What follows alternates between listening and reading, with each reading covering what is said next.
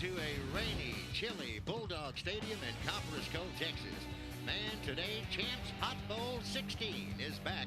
We've got a junior college matchup, we've got a D2 matchup, and it's just going to be one great day for football fans. Hi, I'm Joe Lombardi along with Kirk Whitehead. And Kirk, this first game we've got is going to be more like a D1 matchup out here than junior college, I think. Well, I'll tell you what, Joe, it really is. You got Trinity Valley ranked number 4 in the country. You got Northwest Mississippi ranked number 5. Both of these teams are loaded from top to bottom with Division I talent.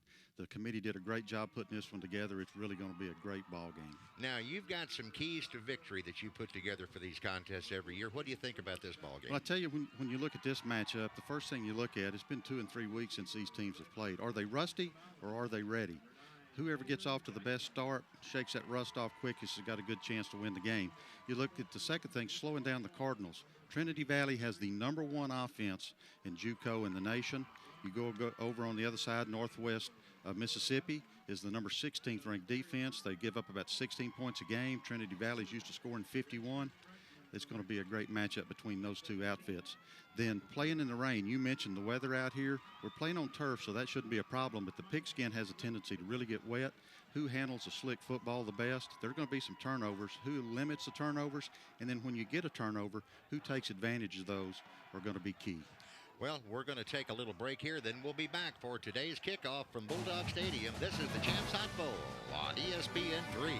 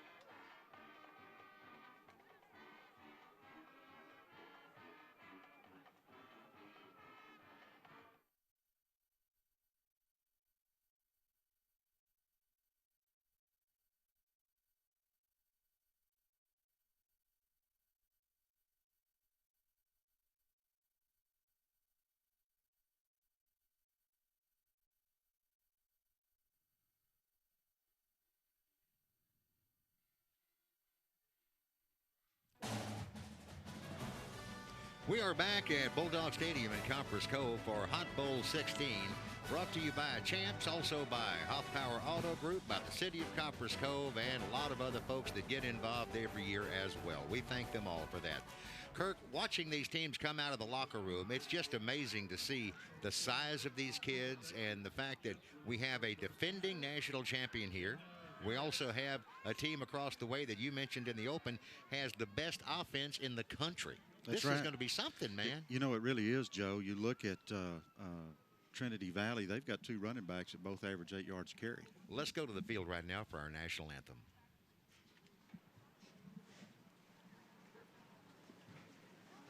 Oh, say can you see by the world we lie, what so proudly we hailed at the twilight's last gleaming, whose broad stripes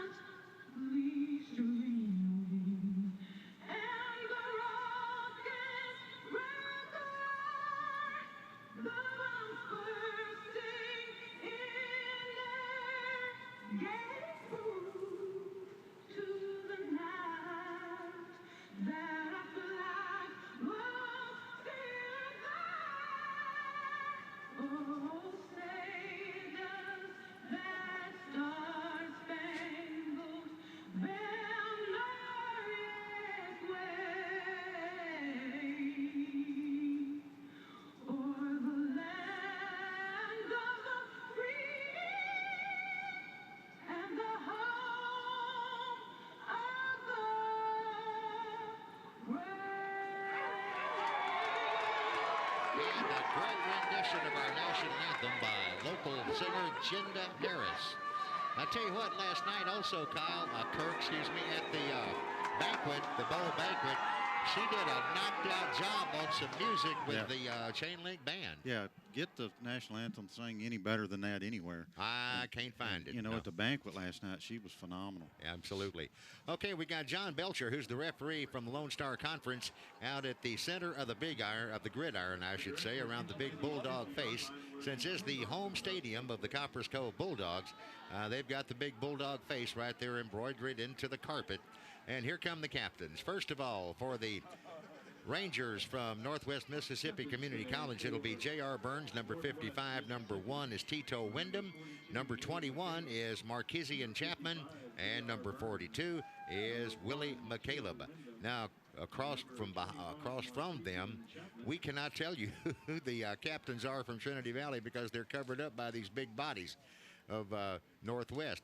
But the flip has just been made by John Belcher, and he's going to tell us. Trinity Valley has won the toss. Deferred to us in the second half. Okay, so you heard that. Trinity Valley won the toss, and they will defer until the second half. And that means, I guess here, let's watch it and see. This means that the Rangers from Northwest Mississippi will be on offense first, and the Trinity Valley Cardinals, Kirk, will be kicking with what little breeze there is. It's from the north, maybe 3, 4, 5 miles an hour. Joe, that's right. And, you know, we look here, we're going to get a good look at the Northwest offense. They've got two, both of these teams have got two really good running backs. Quarterman Sloan and Tywin Walters are both Division I prospects here that are the running backs for Northwest. So we'll get a look at them here early. And as of right now, Joe, the rain has kind of stopped. Yes, hopefully it'll stay like that. I'm anxious for that. And in fact, we looked ahead at the forecast just to throw a little promo out for tonight's game, the 6 o'clock Division II game from NCAA. It's supposed to be pretty nice for that. Right. It's supposed to be chilly, obviously. Supposed to be start out in the 50s, get down in the 40s, but looks like the rain's going to be out of here, so it'll be good football weather. Okay, there goes the referee John Belcher back to take up his position on the goal line for this opening kickoff. Back to receive now for the Rangers. Jamario Dixon's on the near side. In the middle over there, it'll be Turner Rottenberry. And that's basically it. They've really got just two guys deep. Teeing up the football for the Cardinals is number 47, their kicker, Caden Novikov. Now, Joe, doesn't that sound like a kicker's last name? It does, man. I wonder if he's like a lot of kickers we've known and have heard about. I wonder if he has any, shall we say, idiosyncrasies. He might have. Well, let's watch and see how he kicks. He is one of the top kickers in the nation. He's 15 out of 16 on field goals. And we were watching him earlier. He was kicking into the end zone. So. And here he comes. Novikov gets it away. It's a boomer. But it'll come down. It is playable at the 2-yard line. And up to the 15, to the 20, and still on his feet, trying to fight for more yardage is Jamario Dixon. And Dixon is finally swarmed. They're going to give him forward progress to the 16, maybe 17-yard line. And that's where we'll see the offense, the offense coming out for the Northwest Mississippi Rangers. Now the officials have officially marked the football at the 17. Now, just keep in mind that these kids from Northwest Mississippi are your defending national champions. They've got it lined up. Quarterback is Clay Holgerson. Has one back with him, twins right, twins left. And in motion actually lines up as a sniffer back now. And it'll be a running, no, correction, it's a play-action pass over to the far side, way over by the Trinity Valley sideline that goes incomplete. And the intended receiver was Jarek Orr. Looked like, Joe, that he kind of lost his footing. I think he was supposed to come back to that football, and when he went to cut, he slipped and lost his footing. Back at it now, second down and 10. Holgerson again will send two receivers out either direction and keep a running back in with him. He's got a slot man over on the left side. That would be Marquisian Chapman. Holgerson brings a man in motion, Ramil Cochran that is, but they'll hand it off this time, and there's nothing doing. At the 15-yard line, a loss of 2 on that one as they tried to come right with Tywin Walters, and Walters is hit right in the hole doing some of the damage there was 33, Alex Funches. Funches makes a really good play there. He's committed to Cal, Joe, so he's one of the guys that you will get to watch out on the West Coast next year. Okay, so now it's 3rd and 10. Holgerson now gets the snap, claps his hands once. Ball's in his hands, and he is in trouble in the backfield. Trying to go left, trying to get outside, but he can't do it. He cannot get it done.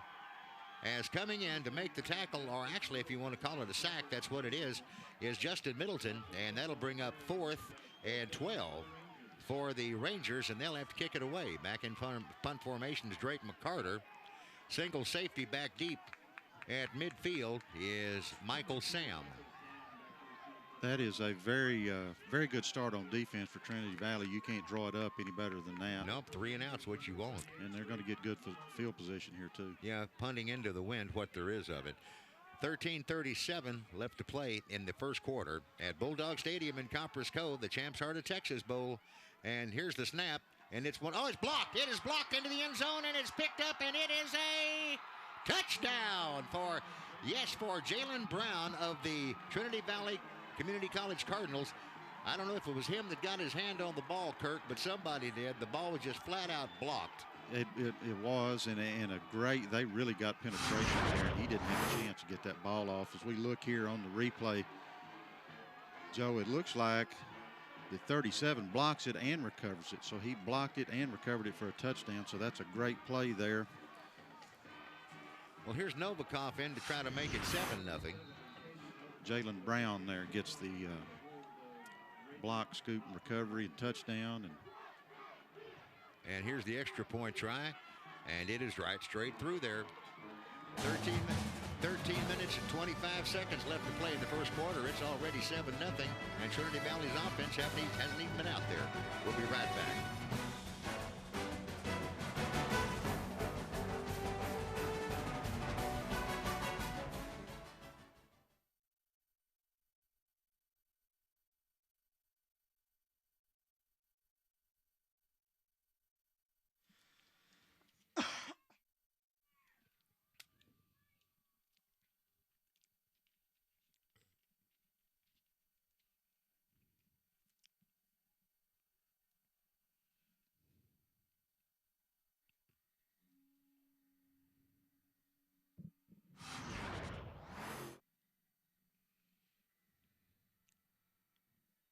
Where's the red hand?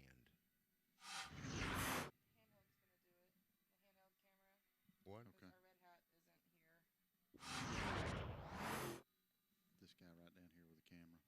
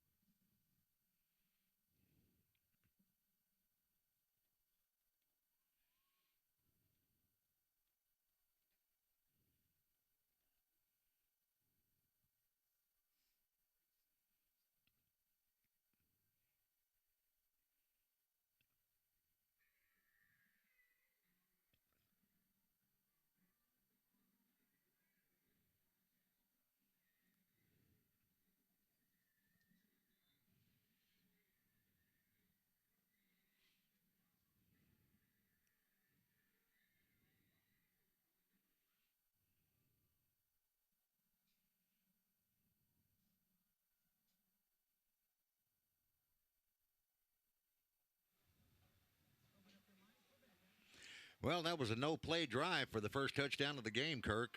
Gosh, the Trinity Valley, as I mentioned before, their offense has not even been on the field. They're already ahead 7-0. Well, when you score 51 points a game, you usually get help from the special teams and from your defense. And, when you're loaded with athletes, Trinity Valley consistently leads the country in the number of players that signed at the Division I level. And they're loaded with athletes, and you can make plays in special teams when you got guys like they've got. Jamario Dixon back to receive for the Rangers of Northwest. And, Kirk, let's check this touchdown out one more time because maybe Yeah, Give us a little better idea. You look here, it's got a little bit of a rugby-style punt, and they just blow through there. I don't think anybody touches Jalen Brown. He gets in there, knocks it down, and is able to recover it in the end zone for the touchdown. Just a great play. And if you have to look at ready right now, you'd say that the guys out there in the red uniform from Trinity Valley are ready. Well, the Rangers get the ball at the 25 on the touchback. Jamario Dixon driven back into the end zone. So here we go now again with Holgerson and his offense. It's a play action. It's a run. It's not going to do much. Maybe to the 25.5-yard line the runner goes. And coming up out of all that humanity is Querdarian Sloan.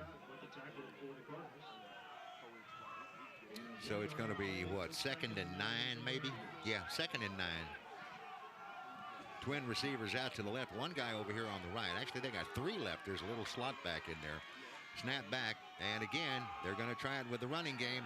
And in there to make the play immediately is Justin Middleton.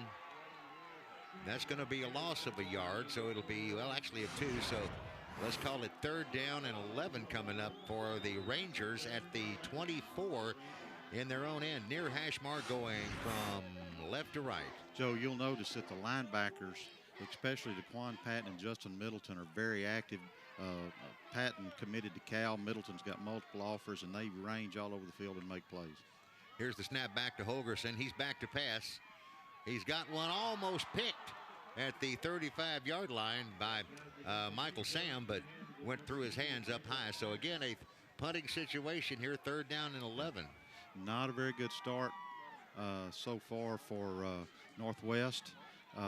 Michael Sam there is another guy, is a big rangy corner, 6'2", 195 out of New Iberia, Louisiana.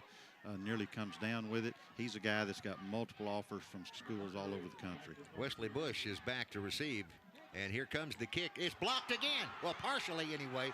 It's going to kind of bounce up in the air and bounce back toward the Northwest goal line. So now, Kirk, Trinity Valley goes 1st and 10 from the Northwest 31.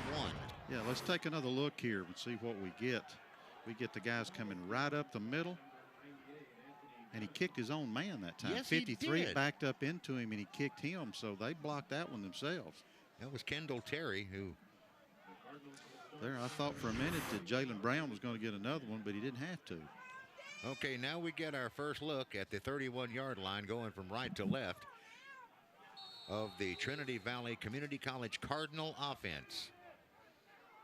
Though these guys are, if you'll notice, they are huge up front in the offensive line, Joe.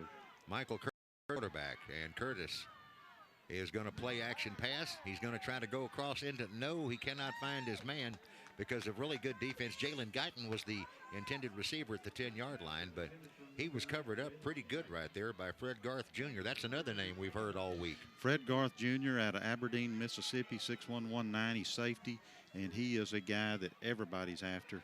Really good football player, makes a good play there.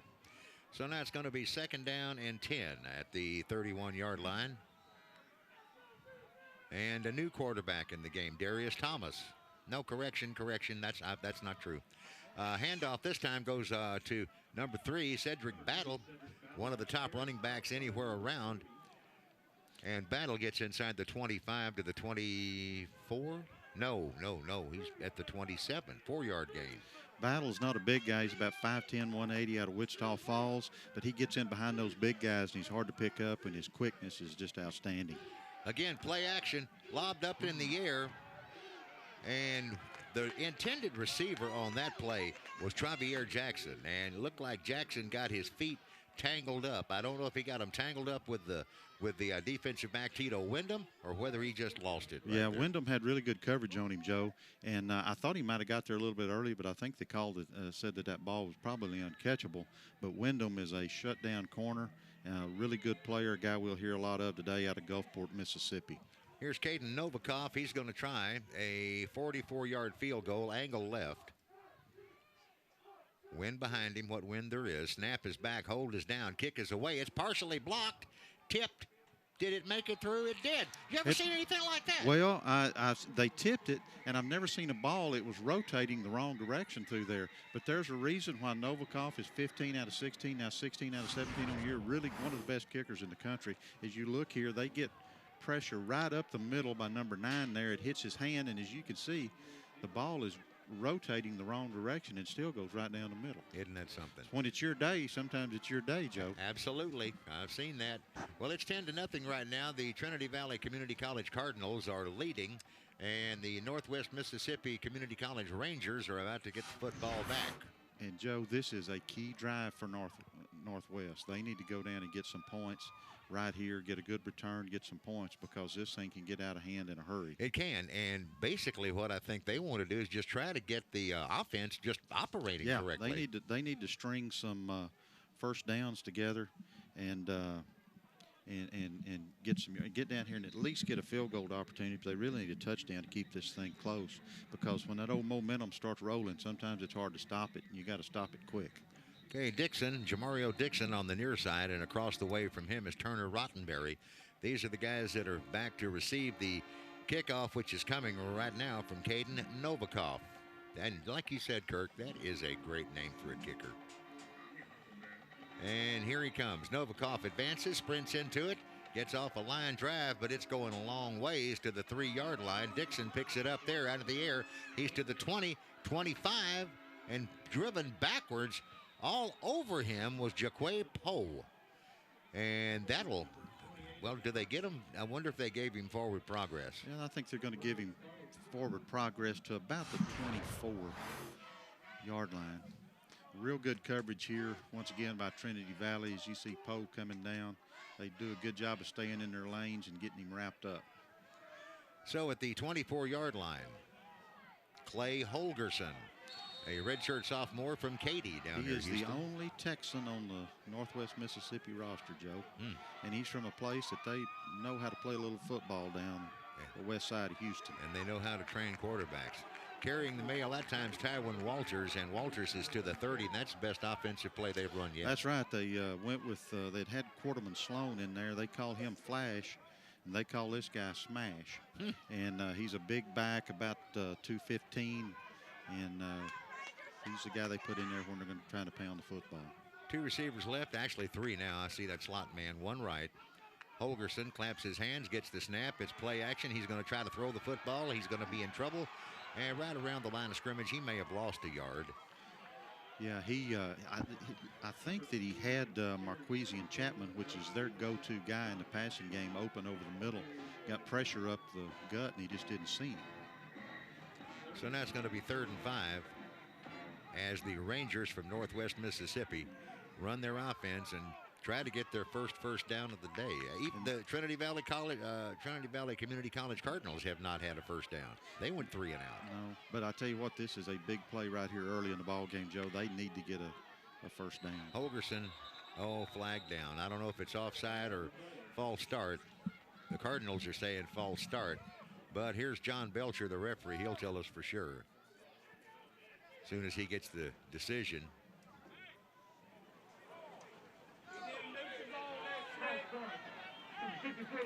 It is a false start against the offense, so that'll cost Northwest 5 yards. Yeah. Don't want to put yourself in those kind of positions, Joe. When you've got a team like Trinity Valley with the team speed they've got, it's hard to make 10 yards when they know you're probably going to throw it. 3rd and 10 coming up at the 24-yard line. This is where Northwest started their offense. Got that umbrella look in the defensive backfield. Holgerson watching things over, and now he's got the ball. He can't find anybody open, so he's going to have to scoot to the left, and he's going to get back to the line of scrimmage, and that is just about it. Give the tackle on that one to Sekou Clark. And again, the frustration from the Northwest Mississippi offense's inability to make yardage. They're not giving him anything down the field, and they're not giving him time to throw. And just a really good play there by Trinity Valley. You don't want to get in long yardage against them. They've got over 50 sacks on the season, so they've got some guys that can get to the quarterback. Here's McCarter with a kick. Oh, he got a good one this time. Look at that. Big, high, spiraling howitzer down to the 35-yard line, taken on the fair catch there by Wesley Bush. Good-looking punt that time. Nobody was able to get a hand on it. He was able to get it downfield. So with 9:11 left to play in the first quarter, Our score, Trinity Valley Community College 10, Northwest Mississippi Community College and Goose Egg. They have not been able to line up the scoreboard just yet. And now the Trinity Valley kids are on offense. This would be a good time here for Northwest to try to get a turnover, Joe, and flip the field position. You know, we've played the whole, you know, we hadn't played very long. We've had a lot of action, but it's all been down on the Northwest Ranger end of the field. They need to try to turn the field over right here. Coming wide left on this one is Jalen Guyton. A couple of receivers out wide on the right side. And also going over there is Adam Berryman. Oh, Philip Baptiste is in the game now. There's one of you Cove guys right there, Joe. Right there, number 14, Philip Baptiste. He's slotted left. Let's see if they go to him. No, it's going to be a carry. And coming to the left side, running hard. It was almost like a jet sweep, but not quite. I'm going to say that's got to be Levante Owens. And Owens picks up 5. Another flag down, though. I think we're going to get, not sure, it's either, looks like we're going to get a hold here. Might be holding against Trinity Valley. Well, maybe that or, let's see. Yeah, John Belcher of the Lone Star Conference is the man in charge today.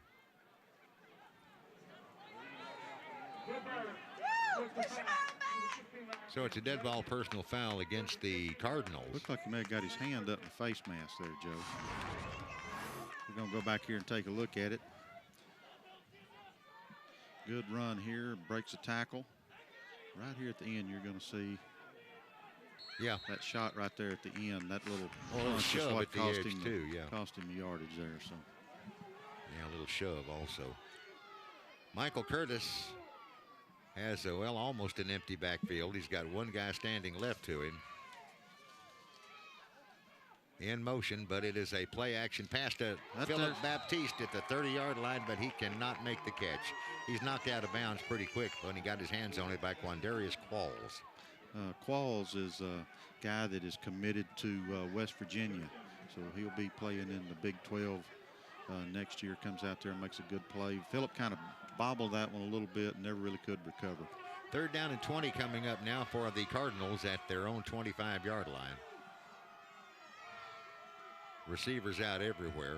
Quarterback rolls. Quarterback has the ball up in the air intended for Philip Baptiste at the 40-yard line, but he goes through his hands and he falls to the turf, and that brings up 4th and 20.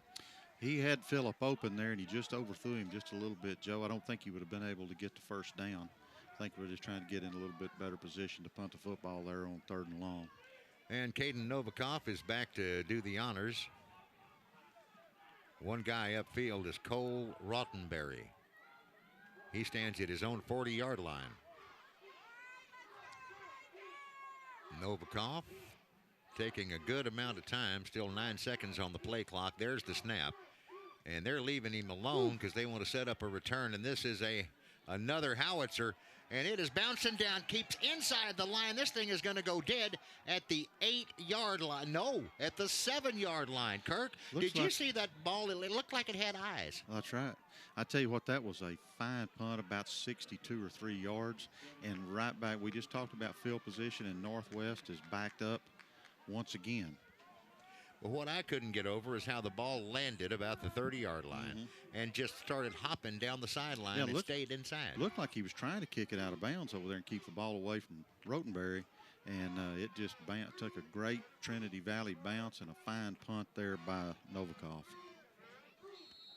All right, and Katy High School graduate Clay Holgerson brings the Northwest Mississippi offense out onto the field, and they've got things spread out. 2 receivers left, 1 right. Here comes a guy in motion from the slot, and the snap goes back, and it's just going to be a straight ahead running play. Actually, it was more like a try off the left guard's butt, and coming up out of there with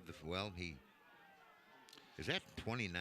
I think that's 29, Daquan Patton. And I'm going to tell you what, Tyrell Thompson, a Coppers Cove kid, 6'3", 300, and Sammy Awad out of Duncanville, they're not moving those guys much in there, Joe. They are really controlling the line of scrimmage right now for Trinity Valley. Well, I know that Tyrell is a handful. Now here's a pass by Holgerson out on the right flat. They got the completion. Marquisian Chapman has it up at the 30-yard line. That's going to be a first down. Marquisian Chapman here Joe, just a phenomenal move. They throw it out there and try to let him make things happen. He is their, like I say, he's their guy in the passing game. You look here, the throw out, and look at the move that he puts on right here. He throws the brakes on and gone, cuts it up for about 20-yard gain there. You can see why there's a lot of people, D1 schools from all over the country after him.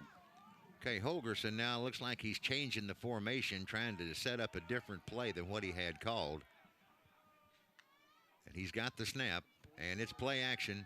He saw a man that might have a chance for one over in the left flat, and they've got it. The catch is made by Kai Austin, and he is down at the 39-yard line, where it'll be another Northwest first down. Good play action play there. Get it out to Kiki out there in space, and he makes some stuff happen, and Northwest is kind of getting their motor running here on offense.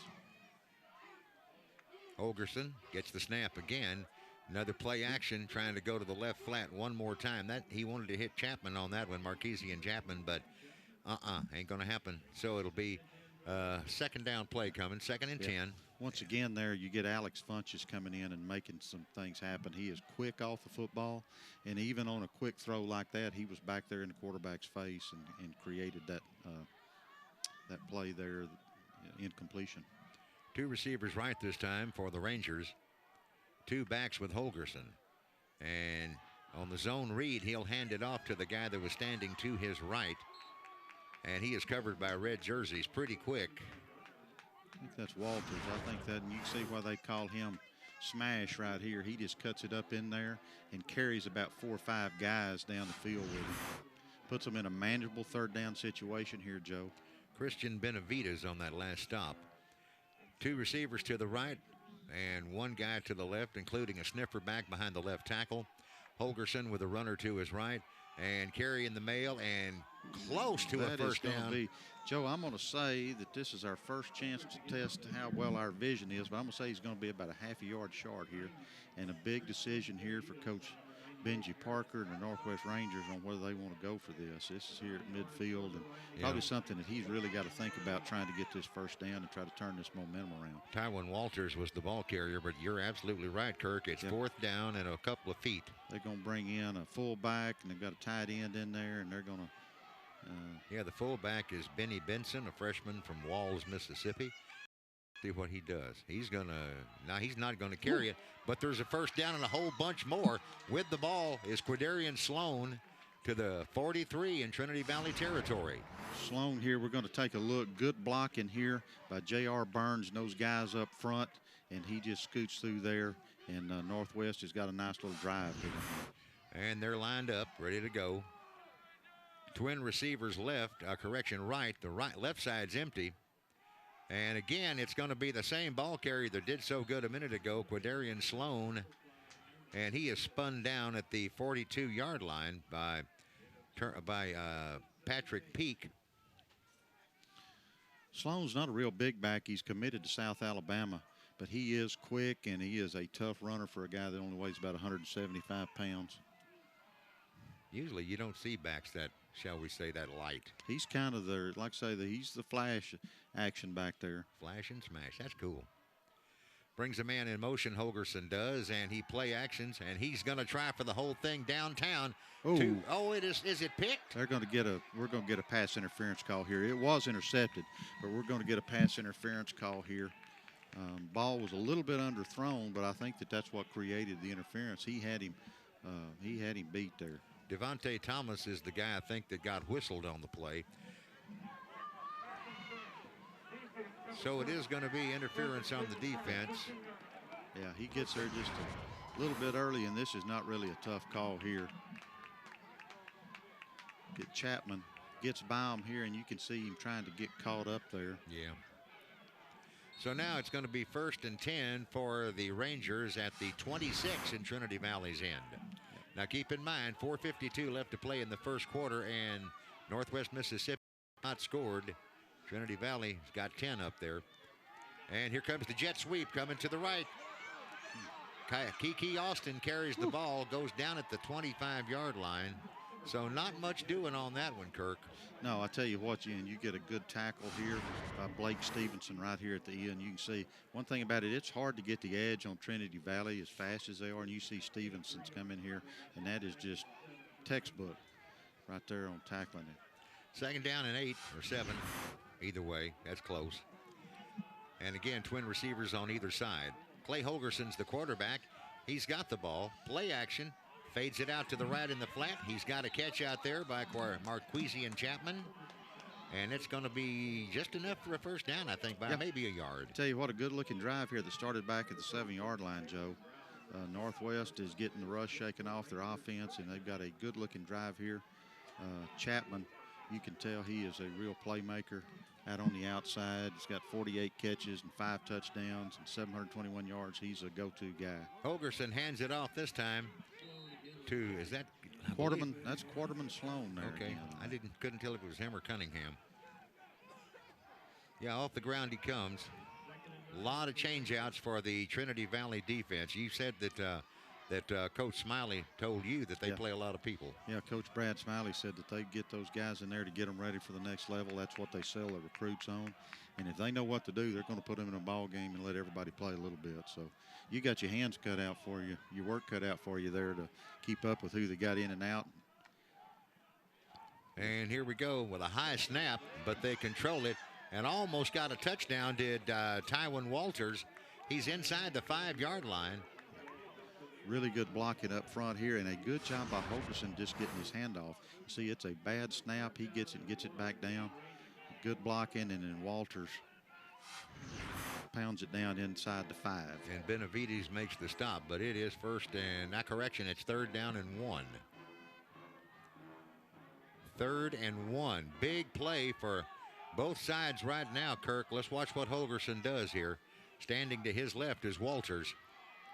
And Walters it's a pass into the end zone, almost intercepted, but not quite. Michael Sam had a hand on it, but it fell. Yeah, a little slant route out there and a really good play by Michael Sam. Unfortunately, they were offsides for Trinity Valley. They're going to get a first down anyway, but Sam had great coverage there. So it'll be 1st and goal at the 2-yard line. 1st down and goal at the 2-yard line for the Northwest Mississippi Rangers. 2 different coaches over here on the sideline wigwagging the signals in what play they want to call, what play they want to run. I would think this is Walters' territory right down here. I was thinking the same thing. And it is. There he goes, and I think he's got it. Let's see here. Come on. No, they're going to spot him at about the half-yard line, Joe. I was waiting for a signal. You sure don't want to call a touchdown if it isn't one. But you're right, Kirk. 2nd down and goal at the half-yard line. Heck, it's closer than that. The football nose is just outside the white chalk. You see, they did a good job of getting him before he got to the goal line, and they see Coop Clark, number 93, and a couple of the other Cardinals. Another try for get him this time. Yeah, they got him in this time. It's a touchdown. Tywin Walters breaks the scoring drought for the Rangers from Northwest Mississippi Community College. They've got 6 now with a try for point to come. And getting set to try the kick is Drake McCarter. He's working out of the hold of Cole Rottenberry. He's got him on some bright shoes. He don't have to worry about losing those things. He may be a soccer player. Okay, there's the kick. It is up and it is good, making 10-7. Trinity Valley leading Northwest Mississippi. Okay, we'll be right back with the Rangers kickoff after this.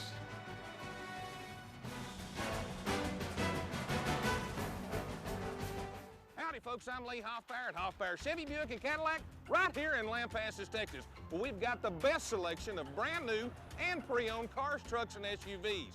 Folks, Hoffbauer's has great pricing, and GM has huge incentives. So come see us today or check us out on the web at hautogroup.com. That's H is in Hoffbauer, autogroup.com. Better yet, just come see us. Hoffbauer's in Lampasas for 51 years now, and we couldn't have stuck around this long if we were steering you wrong. Start your next chapter today at Texas A&M University, Central Texas. Our flexible course schedule serves community college graduates and transfer students, working adults, military students, and their spouses who want to continue their education. Courses are available online, as well as evenings and weekends. Registration is now open. Learn more at tamuct.edu. Again, that's tamuct.edu.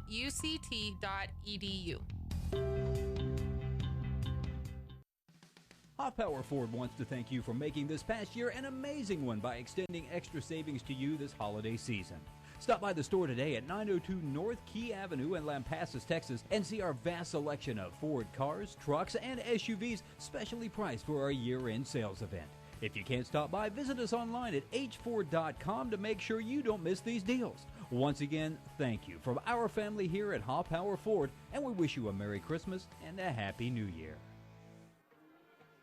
We are back at it now at Bulldog Stadium in Copperas Cove, getting set to watch the Rangers kick off. The Northwest Mississippi Community College Rangers are kicking off now to the Trinity Valley Community College Cardinals from over in East Texas in Athens. Joe, that was a big drive there for Northwest. I mean, 93-yard drive at a critical juncture in the ball game and gets them right back in the middle of this thing. And the ball comes down on one hop to the Cardinals, and with the football is Cedric Battle. And that's the first good chance we've had to see him operate today as he returns the kickoff all the way up to his own 40-yard line. And that's where the Cardinals go on offense. Really good return there, good blocking, and good field position here to start this drive for Trinity Valley. Last time they were on offense, they didn't get a whole lot done. So let's see what they do now. As the team deploys, coming wide to the left, Jalen Guyton. Also out here on the left side, DeMontez Dowell. And the handoff goes to the first man through. Big hole carrying the mail is Adam Berryman. And Berryman's got a first down, 12 yards completely. And he's brought down by one of the linebackers, Adonis Thomas. They're going to turn they're going speed up. Going to go quick here. Well, the pass is completed on the left flat to receiver Dominique Thomas, but he is hit immediately by Caleb Chalmers with help from Quandarius Qualls. So a 1-yard gain on that play. Second down and 9 coming as they try to heat it up, as Kirk said, and go quick. Back to pass this time goes Michael Curtis.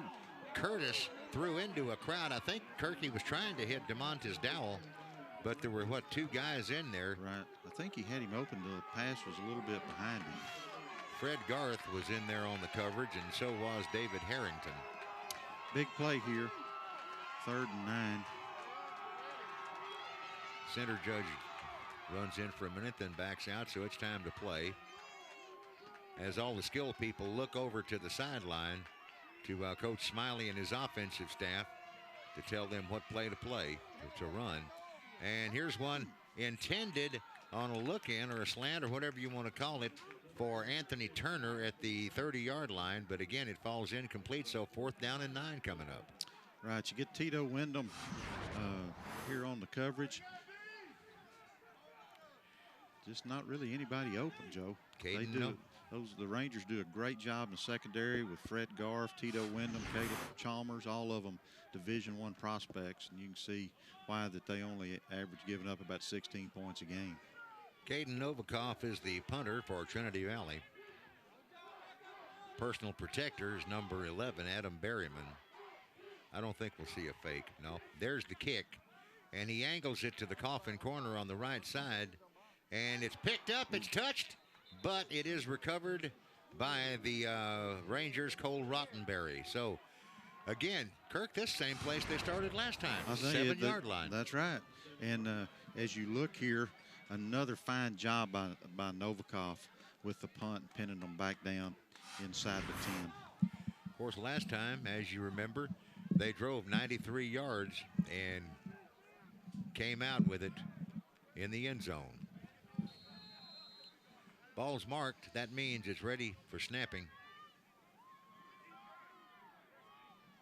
And we're watching now as the center, J.R. Burns, gets over the football.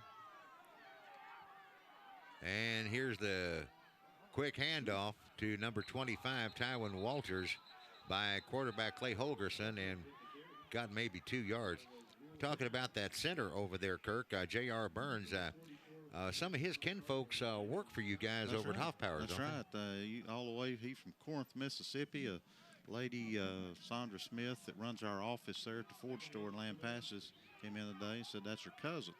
So it's a pretty small world. And I think they're all, a bunch of the family came over from Corinth, and she met them here. So they're here watching him play. JR's got a chance, I think, to go to the next level. I think he's got an offer from Murray State and New Mexico State. So, well, here's that little swing pass out on the right flat. And the catch is made by Marquisian Chapman at the 15-yard line. So now the Rangers are looking at a 3rd down and about 2. And the football is marked right on the 15-yard line. Clay Holgerson, the quarterback, like Kirk said, redshirt sophomore from Katy. Now he's standing in the backfield alongside the running back Rottenberry. Correction, not Rottenberry, Sloan. But that'll wrap the end of the first quarter up with a nice little Christmas bow. 10-7, Trinity Valley over Northwest Mississippi. You're watching the Hot Bowl on ESPN3.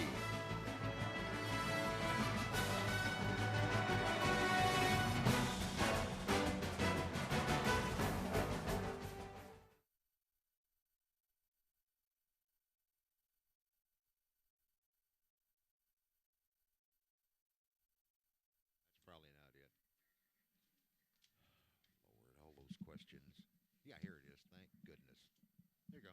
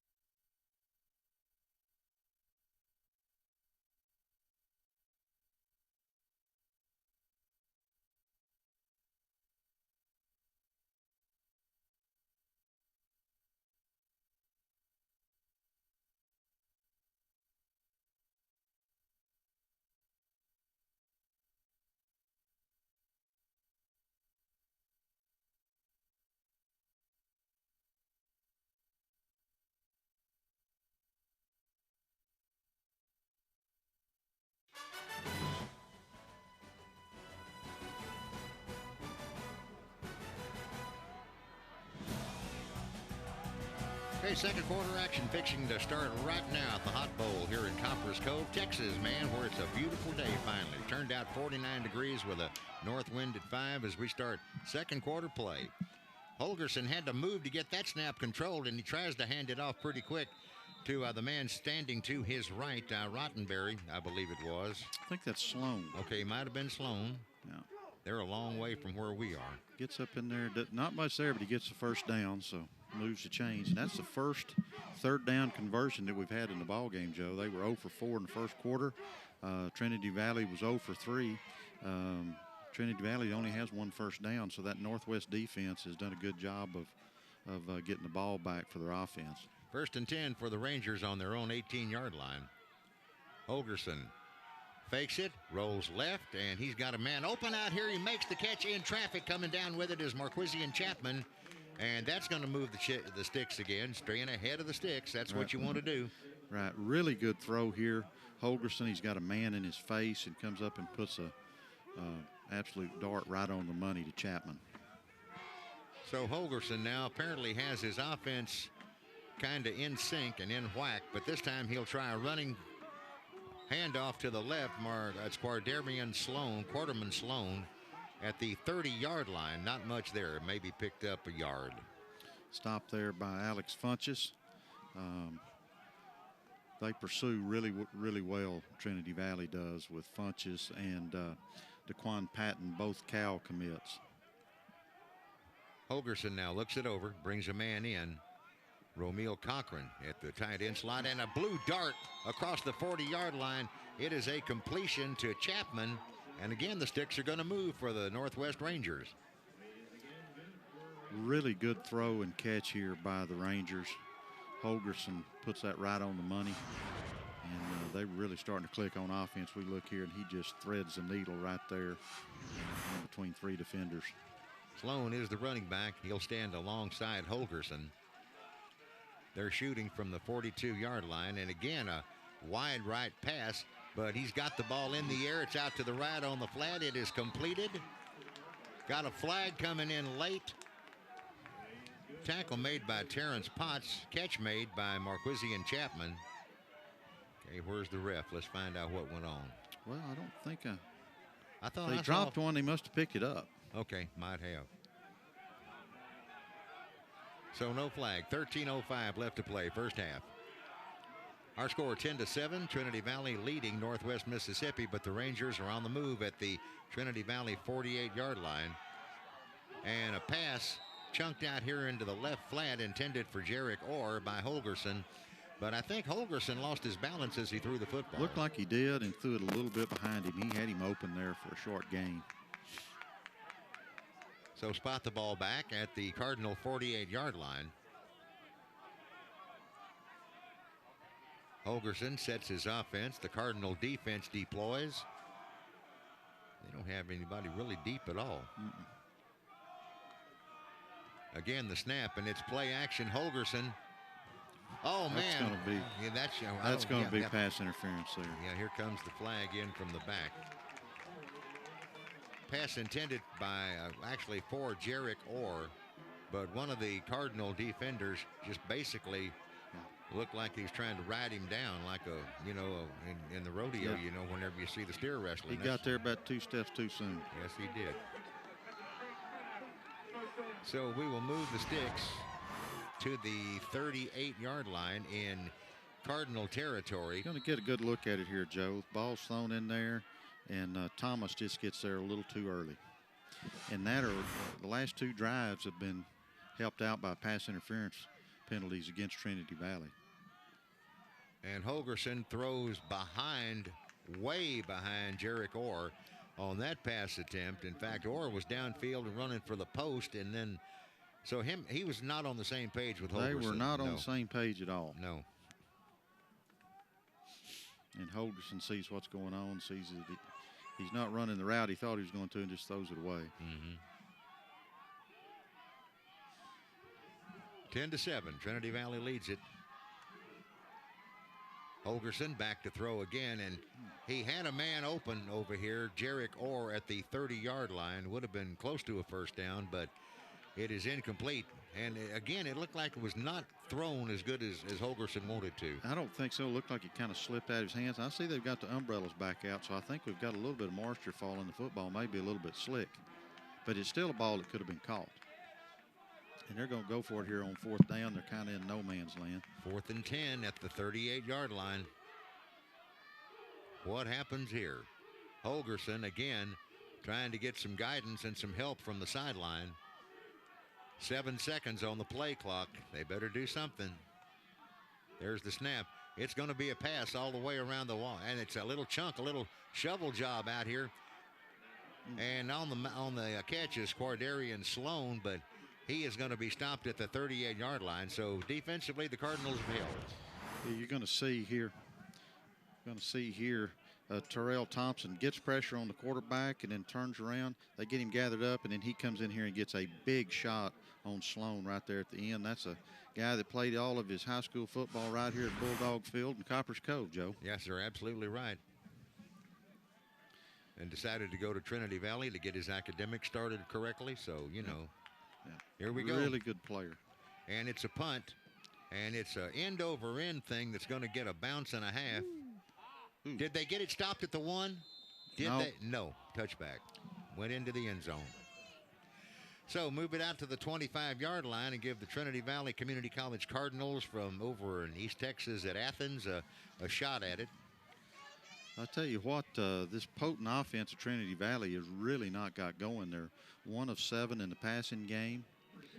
only running, averaging about 2.3 yards a play right now.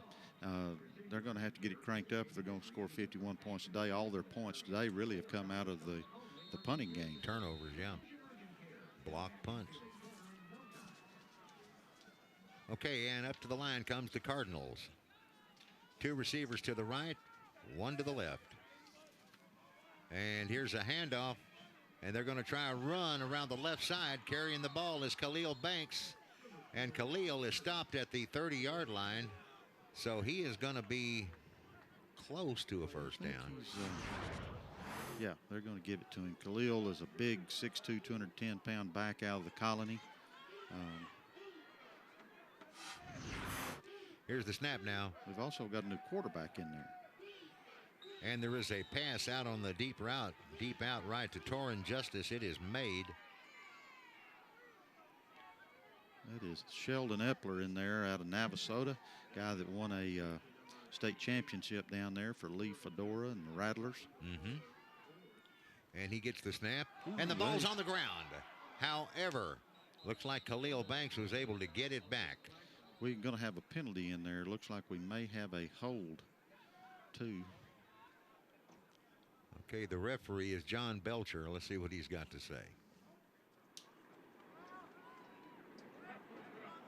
It's crackback. Going to get a chop block. Yeah, chop block.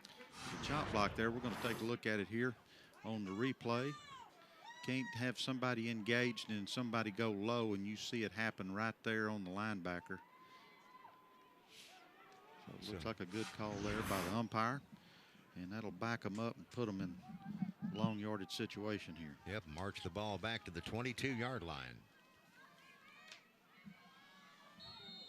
Okay, Epler, he's the man. The man from Navasota wearing the red shirt today for the Trinity Valley Cardinals. Off the line, he's got an empty backfield. Snap. Anytime. There it is. Epler throws again on the right flat, but there's just not much there as number 33, Tamarcio Reese, comes in and makes a heck of a play. I mean, he slam dunked that receiver, number 25, DeMontis Dowell.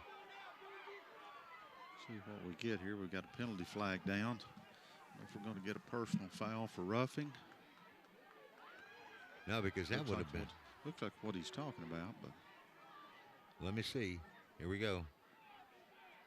John Belcher, what you got? It's going to be a personal foul on the defense, 15 yards. We're going to take a look here. Good throw out here by Epler. And they come in, wraps him up, and then that slamming him down to the turf is Body what's slam, is what's going to get him a penalty. That'll give him a. So that same move thing the chains and give him a first down. Same thing happened in the Cowboy game the other night, if I'm not mistaken. Cannot body slam somebody when they're helpless. Okay, let's watch Epler and his crew. What has he got going offensively? He's got a first down at the 36, and the snap, and the handoff, and the sweep, and they're trying to get around the corner with Khalil Banks, and Khalil is marked out of bounds at the 41, so that's a lot of work, Kirk, for about 3 yards. It really is, and the Rangers do a really good job here of stringing this out. You can say you get a good block coming in there, but they just field and run, and there's no place for them to go. Epler stands in, and he's going to hand this one straight ahead, and another flag comes in, probably going to have a hold. Ball carrier again was Banks. You know, whenever the umpire, the middle official there right off the line throws a flag, usually that means holding. Yep. Yep, and that's the call. Are they going to take it or decline it? It looks like they'll take the 10 yards against the Cardinal offense and move it back to a situation where it'll be 2nd and 14. 10:42 left to play here in the first half of Hot Bowl 16. Trinity Valley Community College versus Northwest Mississippi Community College. And the Cardinals have a 10-7 lead right now over the Rangers. Trinity Valley going 5 wide. Epler lays one in. It is caught in traffic. Good move. And with the ball and going to the ground is Jalen Guyton. And he is dropped over there by one of the defensive people, number 40, whose number, we don't have him. Okay, here we go now. First down and 10 at the 47-yard line for the Cardinals. That was Mike McGee, I'm told. Thank you. And again, big tackle by Adonis Thomas, number 5, on number 4, Khalil Banks. So Thomas on Banks. Joe, you better have your helmet strapped on pretty tight out there right now because these guys are hitting each other. Yeah, they are. Well, like Coach Smiley told me the other day, there's going to be a lot of speed on this field today and a lot of aggressiveness. Epler, the quarterback for Trinity Valley. Blitz is coming, but he gets out of there with it, finds a man downfield. In traffic, it is incomplete. Number 5, Adonis Thomas, was on defense for the Rangers, and the guy trying for the pass was DeMontis Dowell. Right, we get a look at it here, Joe. Looks like it hits Thomas. Hits him right in the back. Adonis Thomas is a guy that went to the University of Alabama, Joe, and came to Northwest, and he is a guy that has people from all over the country, 6'3", 230, and as you can see, he's a linebacker making plays down the field in the passing game. He is a phenomenal football player. Here's the snap back to Epler, and he's got a screen pass set up, and the ball is bobbled and dropped on the ground by Khalil Banks.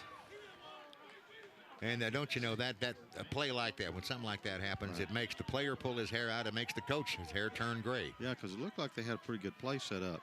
But as you can tell, there's a reason why they only give up 16 points a game on defense. The Rangers really run well to the football, and they are a fine, fine defensive football team. Cole Rottenberry back at his own 10-yard line to receive the kick. Novikov stands back to send it away.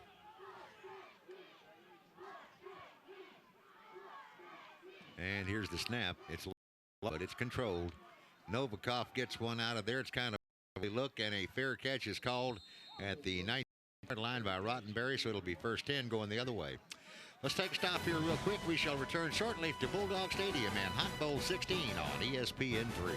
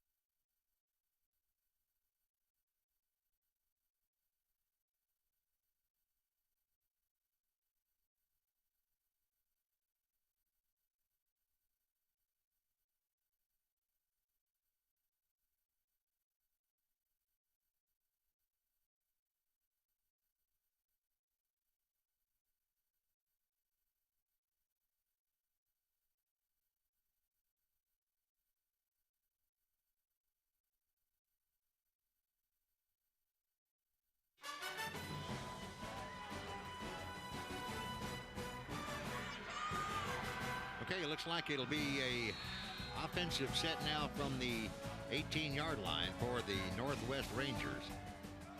Again, Holgerson is the quarterback. He's holding the ball. He's got the ball downfield. It is completed on the far sideline to Marquisian Chapman. And Chapman is run out of bounds near the Trinity Valley bench at the 36-yard line. So a first down pickup on that one. we go here and look, you're going to see the defender make a play on the football, and when you make a play and don't get it, big things happen in the passing game. They get it to Chapman, and he's down the field for about a 16-yard gain and a first down. At the 36-yard line. Clay Holgerson's the quarterback, the only Texan on the entire Northwest Mississippi Community College roster. Out of Katy. Again, play action. Now he's going to loft the ball up deep downfield. He was trying to hit Marquisian Chapman, but basically it was over his head, over the head of the defender, J.R. Blades, and it's going to be incomplete. 2nd and 10.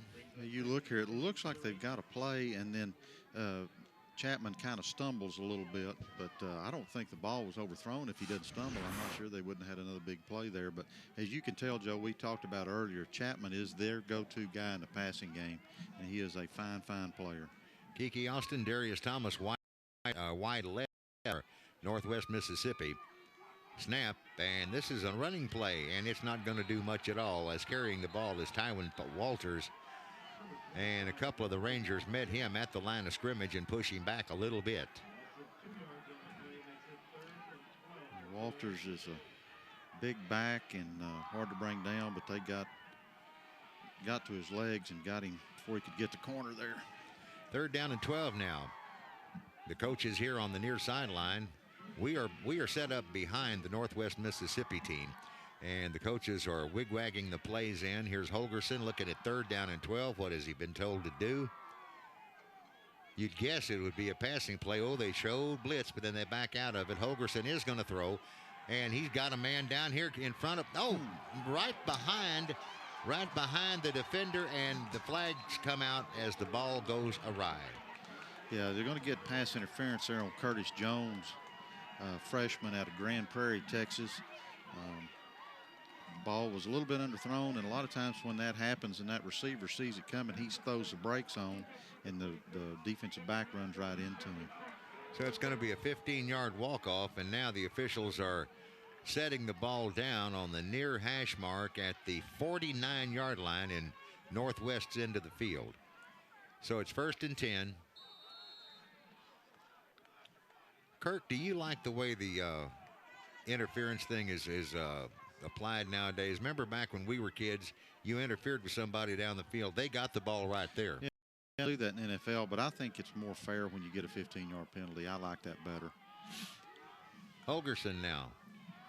Holgerson fades back, winds up, lets one go to the left side to Kiki Austin, but there to make sure it doesn't get connected with is number 22, Curtis Jones. So 2nd and 10 at the 49-yard line, as the Rangers not really watching the clock right yet. It's no problem right now. 7:52 left to play in the first half. Holgerson in the shotgun. That's what they've been running all day. Nobody's been under center yet, I don't think. Holgerson finds a man open on the left flat. He's got it. He breaks the tackle. It's Kiki Austin. Austin's got a first down at the 36. Austin, not a big guy, 5'8", 160, little guy out of Olive Branch, Mississippi. But when he gets the football, he is quick and he can make things happen. Sidesteps the defender there and gets upfield for a first down. So it is a first down at the 37-yard line in Cardinal territory. Holgerson looks it over, brings a man in motion, and he'll fade it ahead. Tywin Walters carries the ball. That's the first time we've seen them go right up the gut. I mean, the ball carrier just fades off of the left cheek of the center. That's the first time we've seen them if they had any success.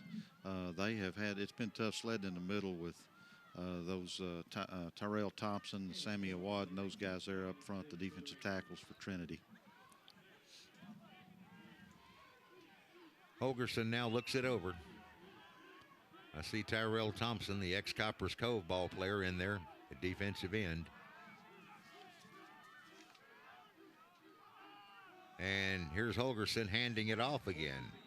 And the ball carrier is forced backwards. That's Tywin Walters. Yeah, Tyrell in on the play again, and they've also got number 98, Willie Harris, in the ball game. He's a 6'4", 330-pounder out of Lamar High School down in Houston.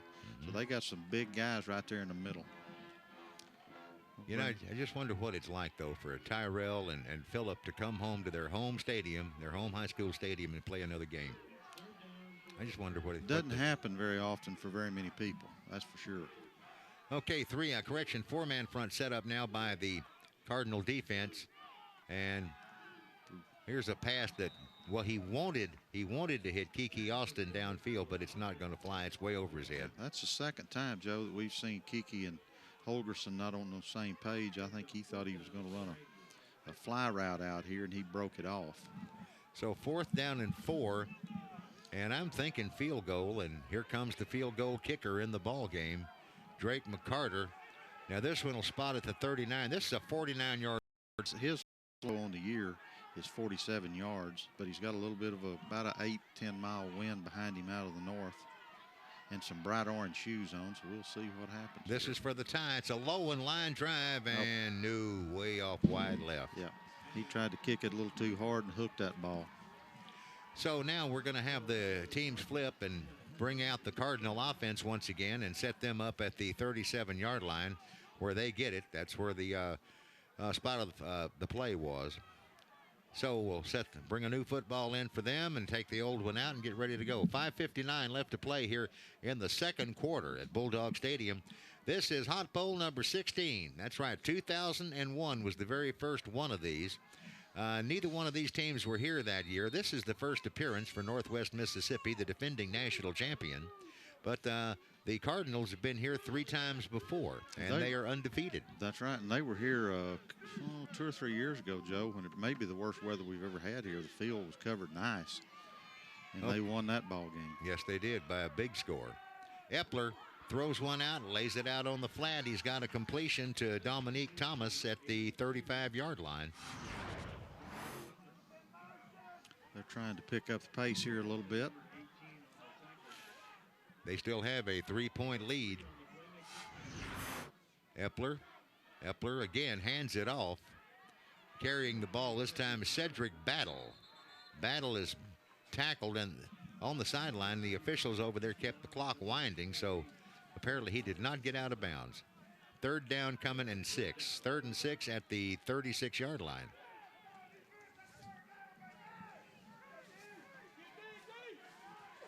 Defense is set, I should say. And Epler takes his time, brings motion off of the left halfback slot, and he finds a guy in open territory at the 40-yard line. Catching the mail that time is Anthony Turner, and Turner moves the sticks. It's a Cardinal first down with 5 minutes to play in the first half. Yeah, good catch there, and gets the first down from Las Vegas. And there's a flip out to the left side. Again, a catch is made by Cedric Battle. He's brought down quickly by David Harrington of Northwest. And now the officials will spot this one at the 45-yard line.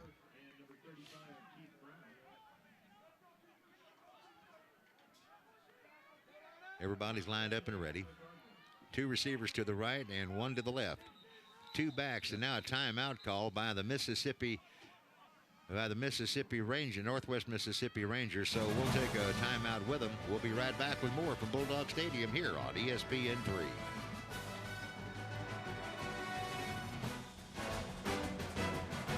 Northwest helped me feel confident and prepared on the first day of classes at Mississippi State. I got the foundation in the classroom I needed, and all my classes transferred because I completed my Associate of Arts degree. I had great instructors who cared a lot about me. I also had the support services I needed to get me through some of my toughest classes. I was really involved in campus life and athletics. Being a part of the National Football Championship team is an experience I will never forget. My name is Jim Spites, and I'm a transfer champion.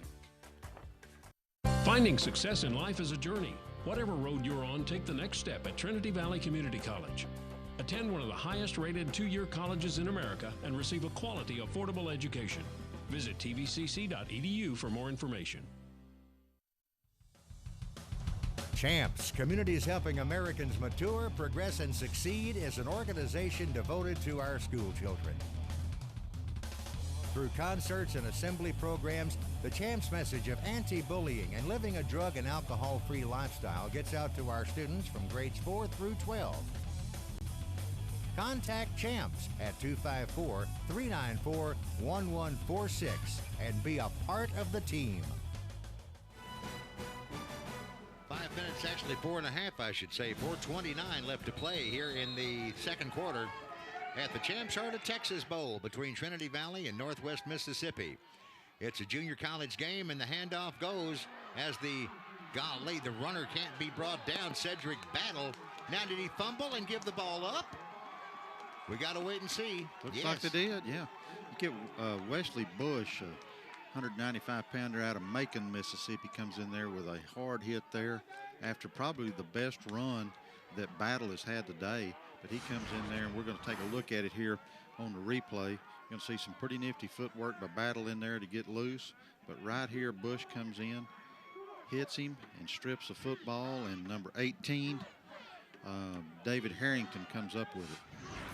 A hometown boy out of Senatobia, Mississippi. Mm-hmm. That's where the main campus and is. If you don't know where Senatobia, Mississippi, it's just south of Memphis, Tennessee, about 30 miles. Well, you could run across the river and go have some barbecue. Yeah, you go up to see Elvis's place up there. There you go.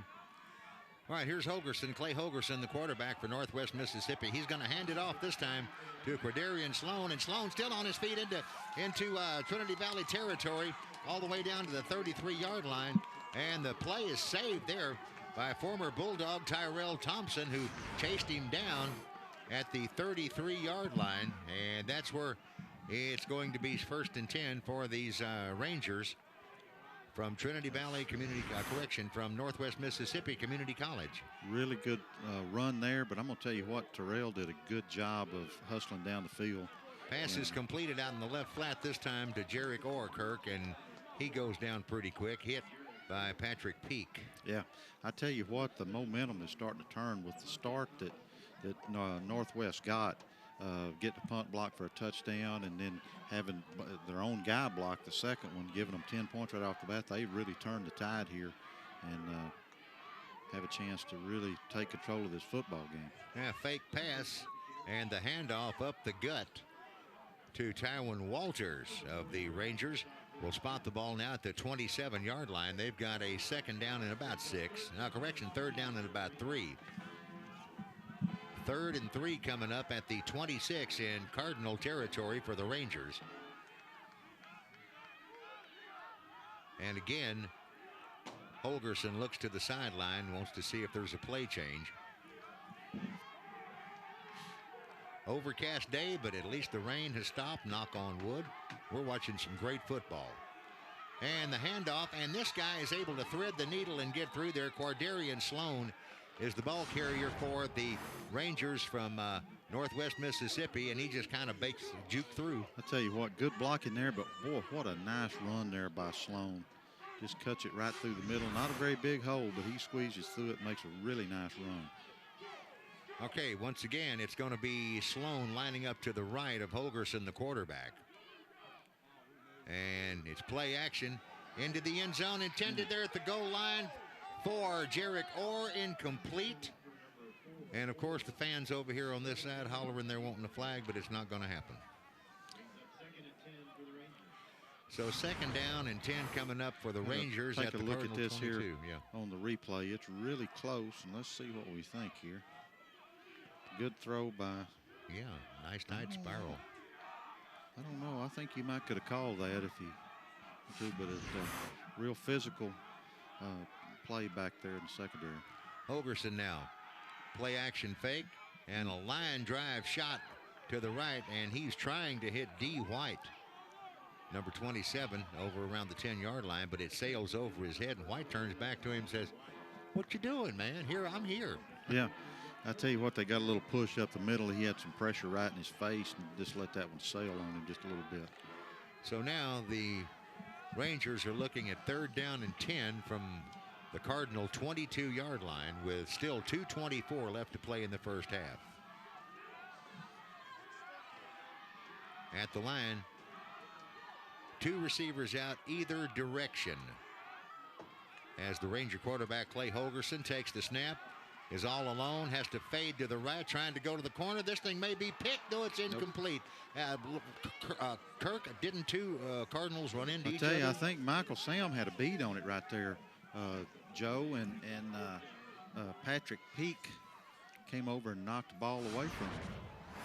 So let's take a look here. Yeah, it's going to be 4th and 10. We know that. Hogan heaves it down the field, and you see he's got it, and Peak comes over there, goes up, tries to high point it, knocks it away.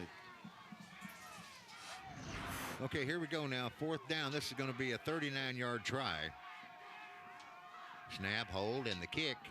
Another line drive shot. Did he get it through? He did. So that ties up our ball game.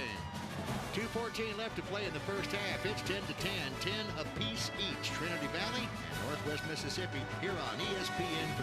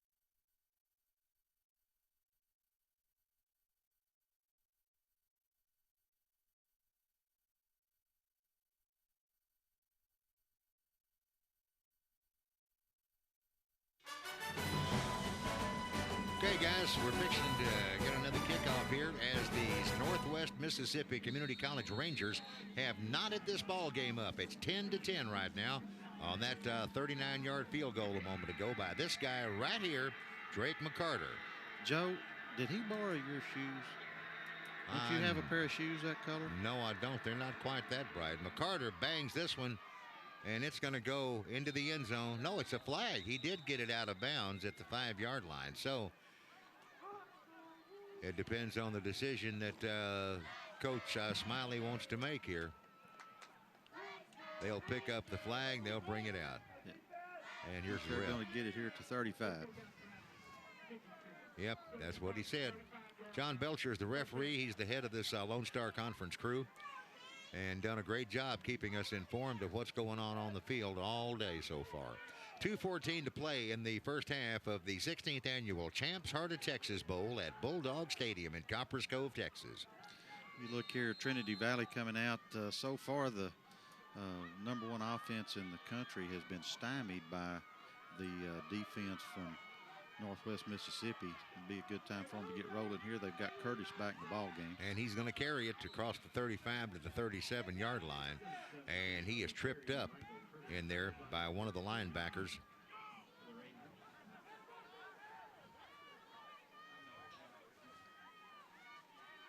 Rolling to the left. Quarterback lays one in, and he's got a catch over there near midfield. On the haul in is number 15, Anthony Turner. So that'll move the sticks. Really good throw there from Curtis to Turner. Gets him a first down, and a little under 2 minutes here. They're going to the hurry up, which is pretty much their standard offense. Michael Curtis gets the ball and gets it across the middle. It is it is almost incomplete. almost complete, I should say. Jalen Guyton was going for the catch, but we had Caleb Chalmers come in really and break nice it up. play there by Chalmers, Joe, as you see here.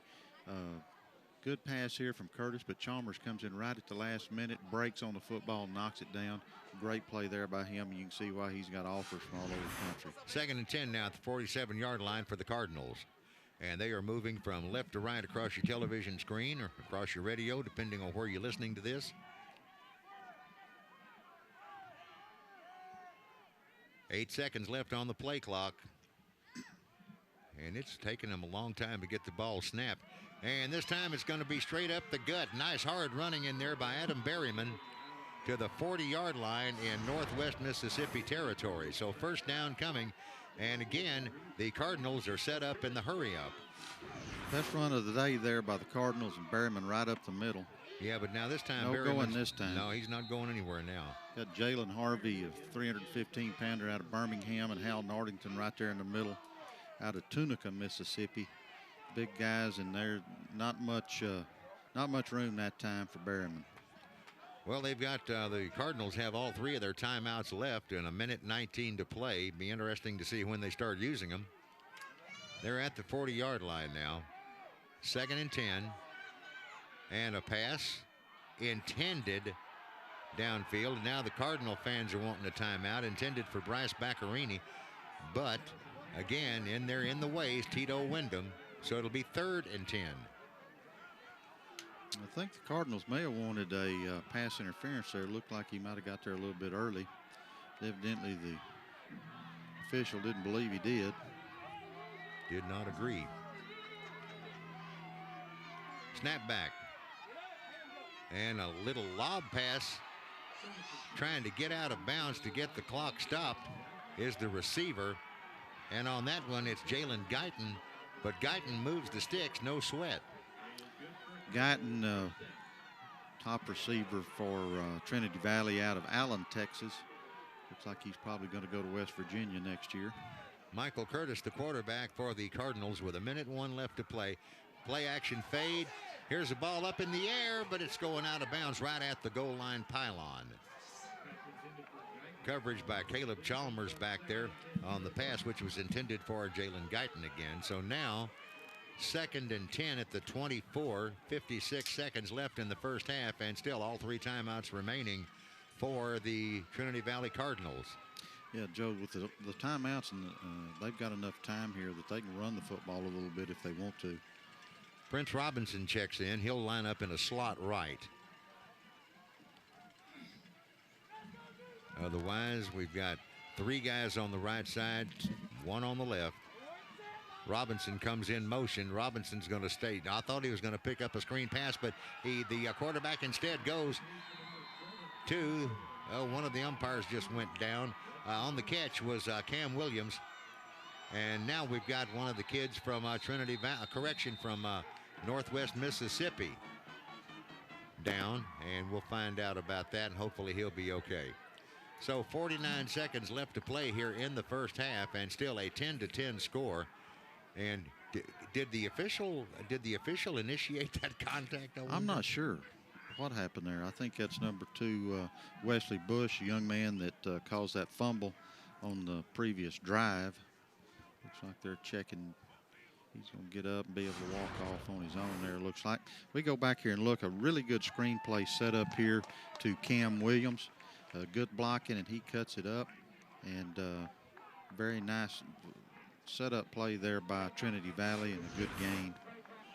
Gets them down here on the 10-yard line with 49 seconds left. They still have all their timeouts. Oh, you could see number 2, the guy that got shaken up there, Wesley Bush, favoring that hamstring as he came off, holding on to his left calf, or correction, his left thigh. Anyway, here we go. First down and goal at the 10-yard line.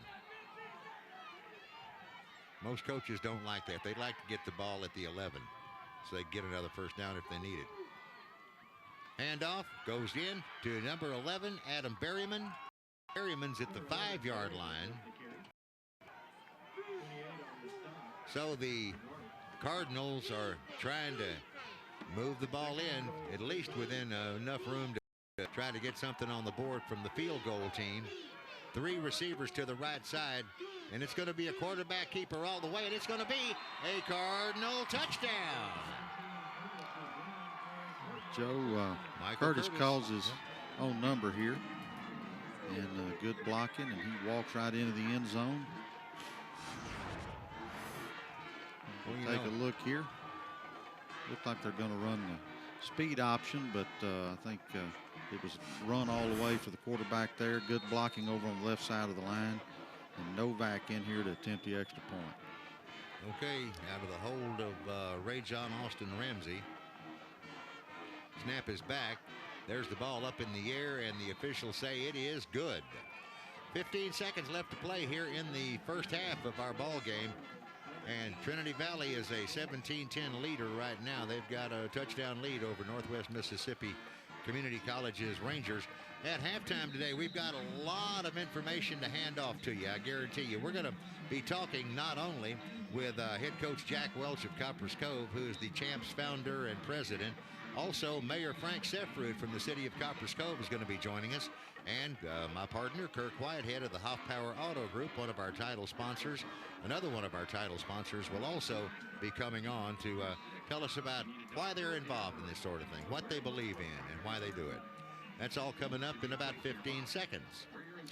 Joe, tell you what, that was a big drive there for Trinity Valley because they hadn't done much on offense in the first half, and they got off to the early lead, and then Northwest had kind of taken over the ball game. And as we move into halftime here, that was a big drive to try to stop the momentum, get the momentum back on their side. Caden Novikov getting set to kick deep. Have they changed? I think they've changed receivers back there. I think Tito Wyndham is in there. This ball is held up by the wind. And it's taken on the fly, though, by the Rangers' number 27, D. White. He's at the 41-yard line, and that's where he goes down. But with 11 seconds left to go, you're either going to have to go wham down the field, you know, with a Hail Mary or hope to get a break. Yeah, it's going to be interesting to see what Coach Parker wants to do here. Joe, they do have 2 timeouts left. You know, if you get the ball at the 25 or the 30, you probably just knee it and go in. But this is at a position on the field where you've got to think about maybe trying to get 30 or 40 yards here and with those 2 timeouts and attempt a field goal. Well, they're trying to get the guys ready to go here on the sideline from Northwest Mississippi, and the official, John Belcher, already wound the clock. So the play clock's off to 15 seconds, and they're just now barely getting lined up. Clay Holgerson's the quarterback with 11 seconds left. He's back to pass. Now he's chased out of there, and he's going to have to, there he goes, he unleashes it, but it's going to fall in front of everybody. More or less, your intended receiver was Alex Norwood. But, I mean, Holgerson was just running for his life out there. Yeah, I'll tell you what, Jalen Scott, sophomore out of Mesquite, Texas, really put some pressure on there. And one thing that Trinity Valley has done well defensively today, they have put some pressure on the quarterback. So just 4 ticks left before halftime. Coach Parker's changed his mind after seeing that and decided they're just going to take it into the halftime down 17-10. Okay, that's it. The clock has expired. We are done with the first half of our Champs Art of Texas Bowl presentations today. We're in the middle of the junior college game between the Trinity Valley Community College Cardinals from East Texas and the Northwest Mississippi Community College Rangers from Senatobia, Mississippi. Trinity Valley with a 17-10 lead. We'll be back with halftime for Bulldog Stadium after this on ESPN3.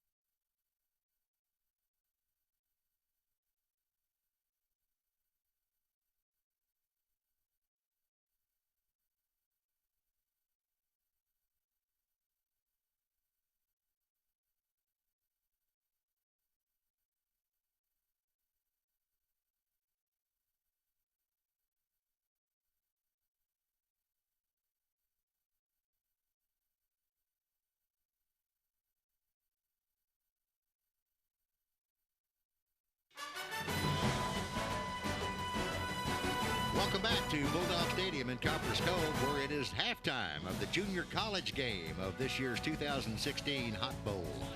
And what we have got for you is a 17 to 10. I had to check the scoreboard there for a minute. Things happen fast here. 17 to 10 lead for the Trinity Valley Community College Cardinals right now.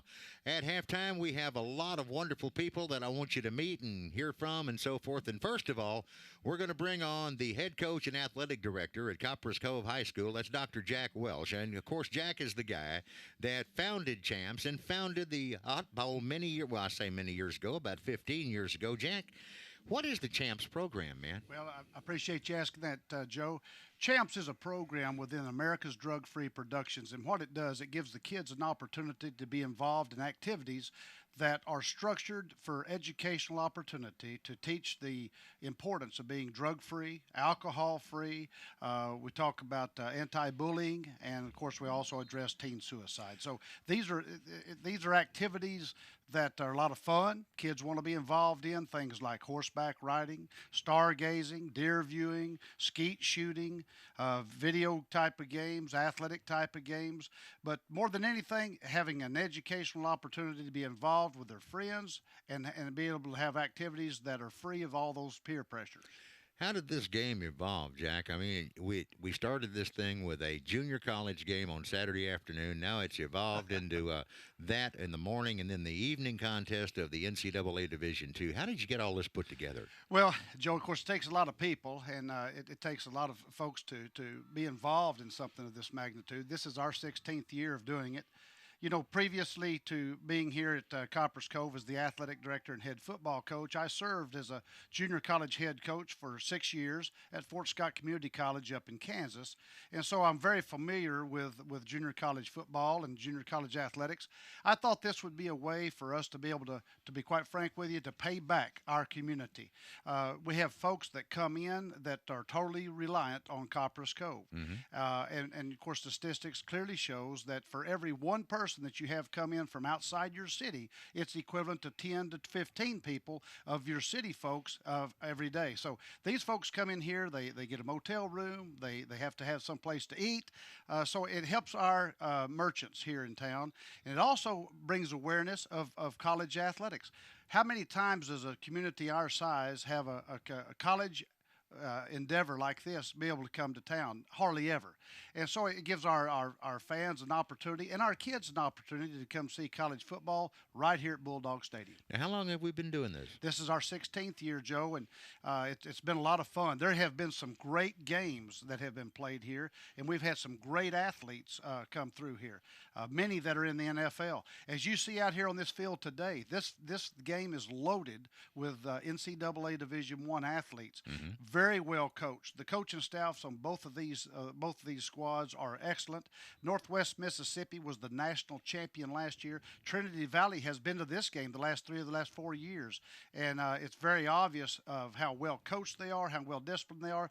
But you know, we do a banquet before the ball game the night before. It's always interesting to see the administration and to see parents that come and what the support level is.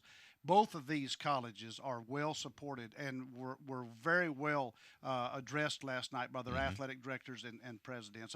It's a tremendous opportunity for us to see and be a part of this. Now, there are other junior college bowls around the country that the NJC, National Junior College Athletic Association, puts on, but we're the only one that has an NCAA Division II game, aren't we? Well, there are 3 Division II games in America. We have one here. There's one in Texarkana, Texas, and there's one up in Kansas City, the Mineral Water Bowl. Oh, okay. Mineral Water Bowl is in Kansas City. The Light Bowl is in Texarkana, and then we have the Heart of Texas Bowl here for the NCAA Division II schools. And you know, you don't see a lot of bowl games for these levels, and it gives these kids an opportunity to finish their season on a high note, like these 2 teams here. These kids come to junior college for 2 reasons. That's to get an education and to move on. Their goal is to go to a 4-year school and be able to get a degree. And so junior college gives them that avenue. It gives them that avenue to showcase their skills, to be able to hone in on their grades and get their academics underneath them. And they're going to classes with 15 to 20 students as compared to a lot of freshman classes at the big colleges where you got 300-400 kids.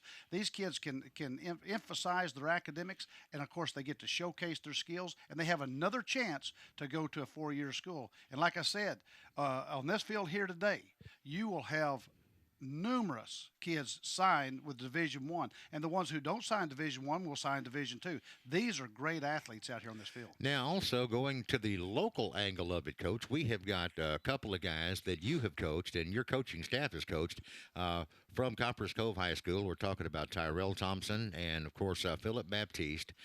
These guys are on this field today playing one more time on their home field. You know, and it just makes us so proud that we can be a part of that again. I got to see the players as I was walking out on the field today, and I said, it's just like being at home, isn't it, boys? And they smiled, and I told one of them, I said, except for you'd have to take that earring out. We didn't ever play with earrings in high school, and that's always because of a safety issue. But the bottom line is it's exciting to see them come out here and play. And I remember how they played when they were on this field, and they were great players. So it's just quite an opportunity for Copperas Cove to have such an event. Where do you see this thing going?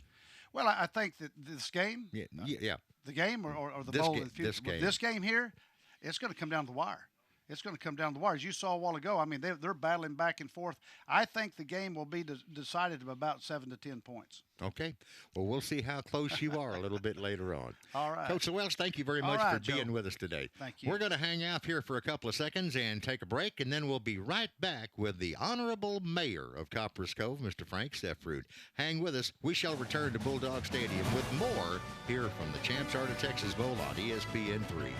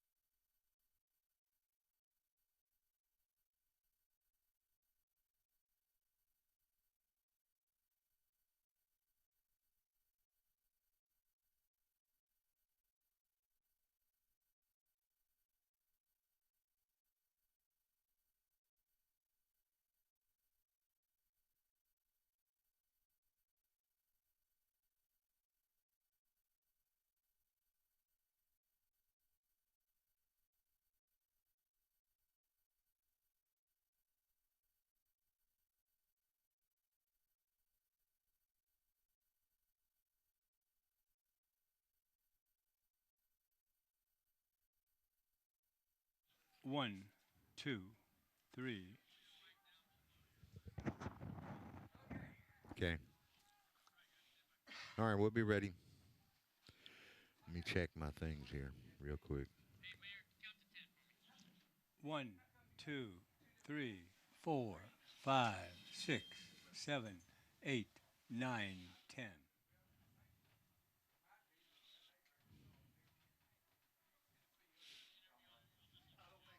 Okay.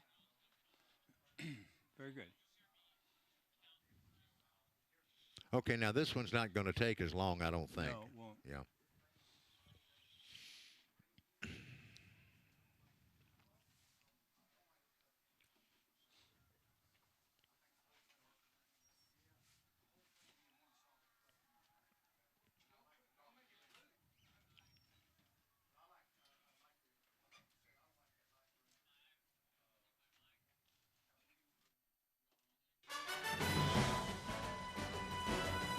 Welcome back to the Champs Heart of Texas Bowl at Copperas Cove, Texas. We have got a great action. We have got a great afternoon of football for you here. We've got second half coming up here in a little bit of the game between Trinity Valley Community College and, of course, Northwest Mississippi Community College. Right now, though, we are just honored as we can be. I mean, you know, I'm stumbling all over this because this guy just makes me feel so proud to be a Covite, and I'm talking about our Honorable Mayor, Frank Seffrood. Frank, it is great to have you here in the press box, man. It is great to be here. Well, let's talk a little bit about the Champs Bowl and also the programs that, you know, we're so appreciative of the city of Copperas Cove being a title sponsor of that. Uh, how does the Hot Bowl come into town? How does that help the city? Well, it all starts with first grade. See, we learned everything we knew in kindergarten and started in first grade past that. That we are a community of football. We are a community of family living, family loving, and we are a welcoming community. So it only is befitting that the Hot Bowl be played here because it is a stepping stone in the lives of these young men to further their ambitions in football, to give them experience with other aspects of life, and to be just who they can be with a little bit of coaching. Now, how does it impact the city with tourism? It is very good because if you call today, you're not going to find a motel room in Copper's Cove. Right. We are filled. And to that extent, our businesses really appreciate it, and they support. They very well support what we are doing here with the support of the game from the city, because the city itself does kick in support among others that really make this thing work. Now, explain to me, Frank. Let's think about this for a second. Explain to me, how does the Hot Bowl make make a family of four totally dependent on the city? How does it? Yeah, how does it do it? It is there. We have all the entertainment you need. We have everything. You can come watch a ball game. Mm-hmm. You can watch it on television now, and you can also just the camaraderie. Last night at the dinner, I met a lot of people from all four teams, and they are honestly happy to be here, and we are overjoyed to have them because we do use this to support our community, and I am a people person. We have just now expanded our city limits many, many miles because they are now part of us. Now, Frank, what other kinds of events are going on these days that'll attract people to town? Well, we have the Rabbit Fest event, which is early summer. We have our annual Christmas tree lighting, which is a large event. We have things like Halloween in the Park or Fall Festival that has two different names.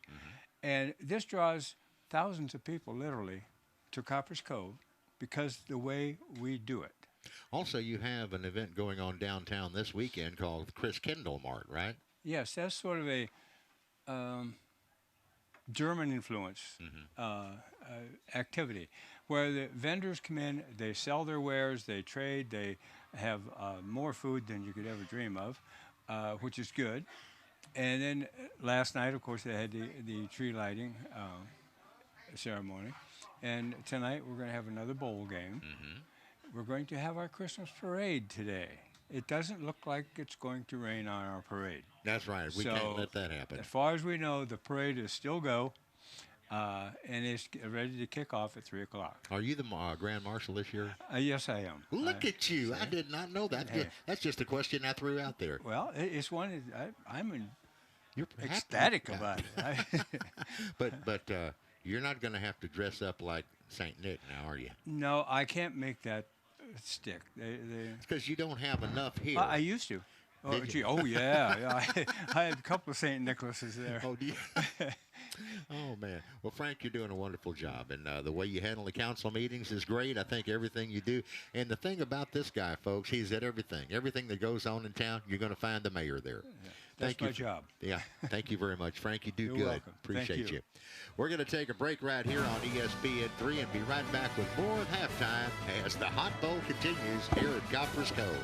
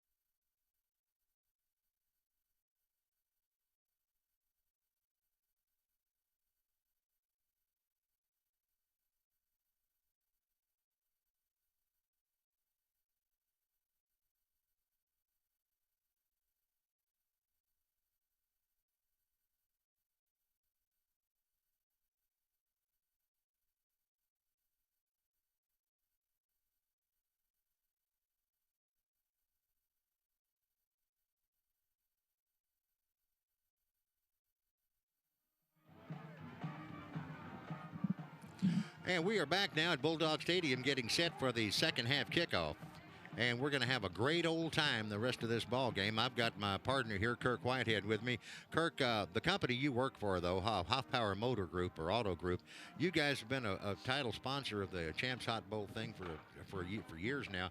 And I just want to know, why do you do this? Why does the Hoff Power Auto Group get so involved? Well, it's something we believe in. The Champs program, we've sponsored that probably for 15 years. And so it's something we believe in.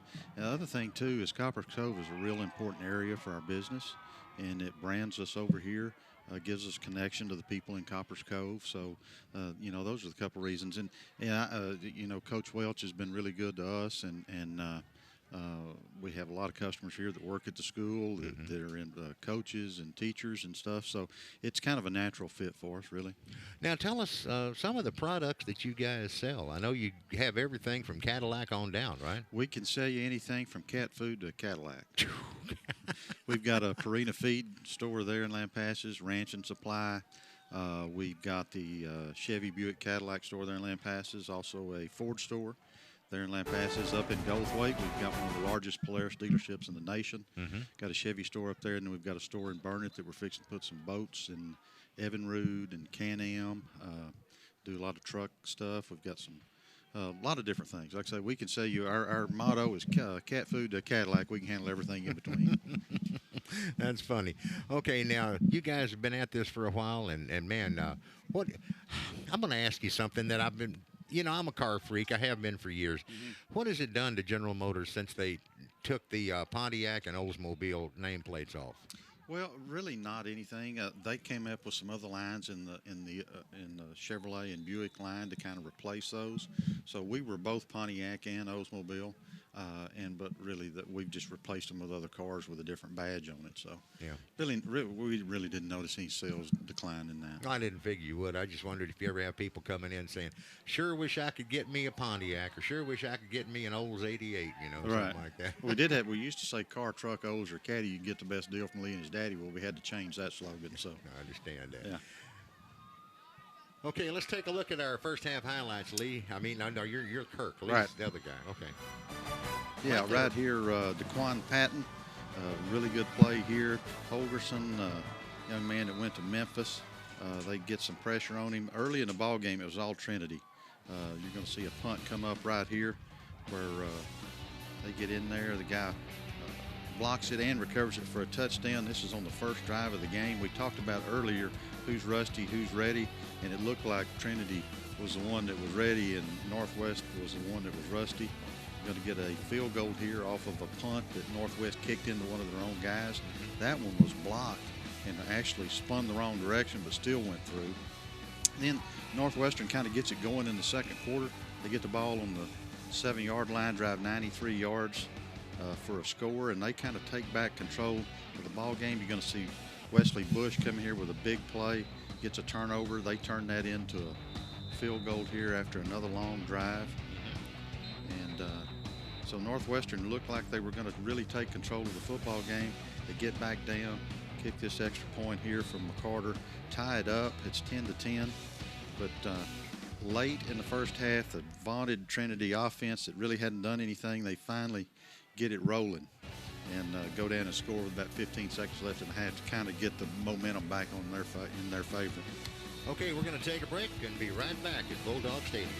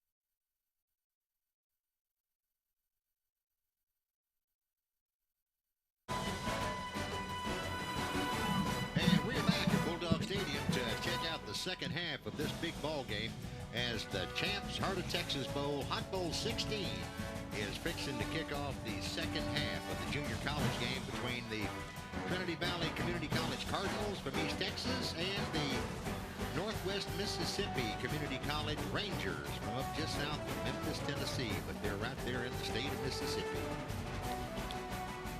Right now, something that I always enjoy watching, Kirk, is, you know, at halftime of the Coppers Cove High School games, they have a reel of tape that they put on the Jumbotron that shows the dogs in uniform, all the guys from Coppers Cove and girls from Coppers Cove High School that have joined up with the U.S. Army or any other branch of the services, and their pictures are up there, and we all get to look at that, and I think it's very cool. Of course, you know, a lot of people watching this, maybe back in Mississippi or in other parts of the country. We're about, 5 miles maybe from the front gate of Fort Hood. Yes, sir. One of the largest military installations in the world, and home to a lot of the people that keep us safe. And okay, Drake McCarter is about to kick it off, and here he comes. The second half is underway. Got a good foot on that one. It'll come down to about the 10-yard line. And going to the right hard is number 2, Michael Sam, and Sam breaks a tackle or two, but is able to get upfield past the 35-yard line. So decent opening position for the Cardinals. Yeah, Sam does a really good job there, getting about 10 extra yards pretty much on his own. And anytime you can start a drive to 35-yard line, it makes it nice. So it's up at the 36-yard line, and we're fixing to see the Cardinal offense for the first time in the second half. They're still talking to Coach Brad Smiley and the offensive coaches on the far side. Now they're breaking their huddle and coming on out. Splitting wide left is going to be Jalen Guyton, and inside him will be DeMontis Dowell. 2 backs alongside the quarterback, Curtis, and one comes in motion, and it's going to be a play action, and they're looking at the inside guy, and he's got the ball. He just came out of the slot 2 or 3 steps downfield, cuts inside, and the catch is made by DeMontis Dowell. Man, that's number 75 in the offensive line. That is a large lad. That's Jovan Pruitt from Bishop Dunn in Dallas. Curtis now with a snap. It's low, but he hands it off just the same. Gets some yardage from Adam Berryman to the 44. Going to bring up a 3rd and short. And you're talking about Pruitt there. He's only 6'6" and 365, Joe. Just a kid, just a little old bitty kid. Right. This time Curtis is going to put a wide receiver out to the left and 2 out to the right and see what happens with that. 1 back alongside of him. Here comes the slot man in motion. It's a keeper. Curtis has the ball himself, but Adonis Thomas says, I don't think so, not on my watch. And he is brought down behind the line of scrimmage. So now, Kirk, it's going to be 4th down and 2 instead of 1st and 10. 4th down and 2, and I think you're going to get Novikov out there to punt this football. As you see right here, Adonis Thomas comes in there and closes it down. And you can see why he is went to Alabama, then came here, and has probably got a choice of any school he wants in the country. They talked to some people last night, and they said they'd had people from all over the country in there looking at him. Great football player. Here's the kicker, Caden Novikov. And the snap is back. Novikov gets up a nice spiral. This thing is going to fall at the 12-yard line, and it's going to go out of bounds. Kirk, you can't see much better of a coffin corner kick than that. I mean, it got the roll, it got everything it needed, and goes out of bounds at the 3. I'm not so sure that maybe Novikov at this point is not the MVP of the game. That's the 3rd time he's pinned him inside the 10-yard line. He's quite a weapon. Well, you don't see that very often. You don't see kickers get the, the love that the quarterbacks and the receivers and even the offensive or defensive linemen get. That wouldn't bother me to see him get it. You don't see anybody kick it at the sideline anymore like he's done a couple of times. Most of them try to just kick it up in the air and let it fall out in the middle of the field. They kick the ball with the nose down. He's a coffin corner kicker, and you don't see that very often. They're going to go from the 3-yard line, are the Rangers. And from the backfield, the handoff goes to Tywin Walters, and Walters got a pretty good head of steam up and did a good job of getting them out from the shadow of the goalpost. They're still only at the 13-yard line, but still, that's better than being at the 2. Really good block there on the edge by Romel Cochran, their tight end out of Olive Branch, Mississippi, that gets Walter the edge, gets them out where they can operate. Holgerson now going to get a delayed handoff to Walters. He's brought down by Patrick Peak after a gain of maybe 3. Whatever it is, it moves the sticks. First down now for the Rangers, and they've got the ball at their own 17-yard line, trying to put together another one of those long time consuming drives. 12:20 left to play in the third quarter. Clay Holgerson, the quarterback, the only Texan on the Northwest Mississippi roster, is the quarterback. Rolls back, lays one out in the flat, tries to get a block, and still fighting for yardage is Jarek Orr. Orr had one guy out to block for him, but 2 Cardinals in the way, so he has to cut back inside, Kirk, to about the 14-yard line. That's about as good a run for a 2-yard loss as you're going to see, Joe. Yeah. You know, he kept it alive for a while. You can see out here they get him hemmed up, and he really makes a couple of good moves, but they're just too fast. You know, they've got a lot of really athletic guys on defense, and they can run to the football. So now it's going to be a 2nd and, about 13? 12, 13. Back at the 14-yard line. Holgerson is going to hand it away once again. And with the ball this time, it's Marquisian Chapman. And he's across the 15 to about the 15.5-yard line. And it looks like we may have, I thought we had a Cardinal shaken up there, but no, he's up and running. New face coming in is Darius Thomas at wide receiver for the Rangers, and he's going to line up in the slot right. He's just inside of Alex Norwood. 2 wideouts on the left over there. Jarek Orr is one of them, way out almost to the sideline. Holgerson looking over the defense, and now there's a whistle. It took a little too long there, Joe. I didn't see the clock go down, but yep, delay of the game is the call. That'll cost them 5. So the Rangers back up to the 11. And now they're looking at 3rd and 11. Actually, no, they're looking at 3rd and 15 is what they're looking at. Okay, center is over the ball, and Holgerson, the quarterback, walking up and down the line telling people about what to do. Walters lines up just to his left.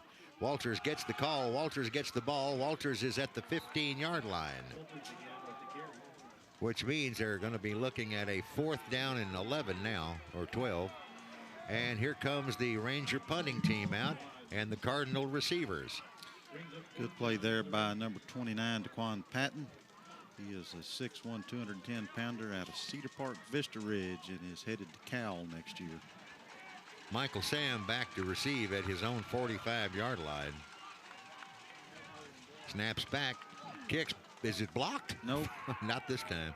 But it doesn't get much on it. It's going to die dead on the 45-yard line, right on the line. Trinity Valley is going to get really good field position here, Joe. 30-yard kick, no return. So, yep, give the ball to the red-clad Cardinals. They've got their white helmets on today with the TV on the side of it in red, and they are dressed in red, otherwise from shoulder to shoe. White numbers on those jerseys. And the Rangers, forgot to tell you about them. They've got on dark blue helmets with a red stripe down them. White jerseys, white pants, and that dark blue number. Thank good we can see them. Thank goodness we can see them. You know, one thing I'm glad to know about, and I'll tell you about that in a minute, involves jerseys. Here come the Cardinals out to the field. Michael Curtis, the quarterback. It's the jet sweep. Ball's on the ground. He's got to come back and get it. Does the running back? Oh, my goodness. Prince Robinson could not make the connection. He's able to get on the football, but I think they're going to call that an incomplete pass. Incomplete pass, yes, you're right, because he didn't really hand it off to him. What I was going to tell you about my thoughts about the jerseys is that I understand that this year the NCAA has got a rule out. You cannot have those jerseys anymore where you have white on white. Yep. You have to be able to see the numbers.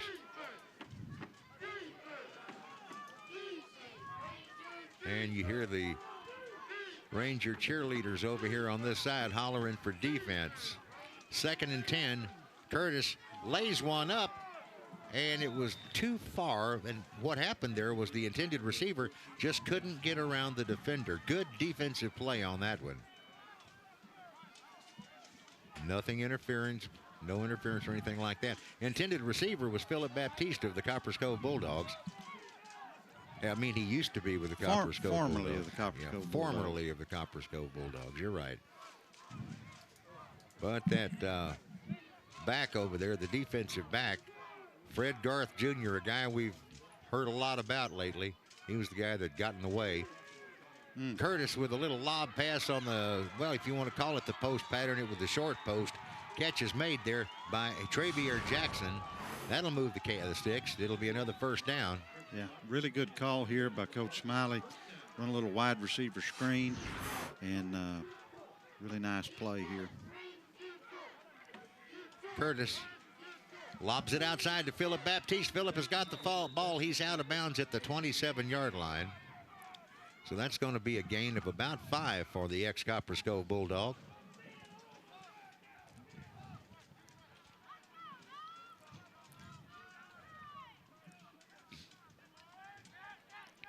Curtis back pedals. He's completed one now to the 20-yard line. I think that was Baptiste again. Yeah, Sure was. Hit Baptiste on a little crossing route here, Joe, good for a first down. And let's find out. I think that's Garth. No, it wasn't Garth on the tackle that time. That was a, well, wait a minute. Here comes the next play. And all the way in for a touchdown for the Trinity Valley Cardinals is the quarterback on a keeper, Michael Curtis. And that completely had me fooled, Kirk. Yep. Tell us about it. Well, it had me fooled, too. I'm going to have to watch it on the replay That's with what you I'm so I saying, know yeah. what happens. Yeah, find out from the replay. Out to try the extra point, Caden Novikov. Well, just a zone read, and the backside defensive end jumps the back, and he pulled it, and off he goes to the races. So, okay, so the Cardinals are in the end zone again. Snap, hold, and kick, and it is up, and it is good. So it's 24-10 now in favor of Trinity Valley over Northwest Mississippi. 8:59 left to play here in the third quarter. Be right back with more of the Hot Bowl on ESPN3.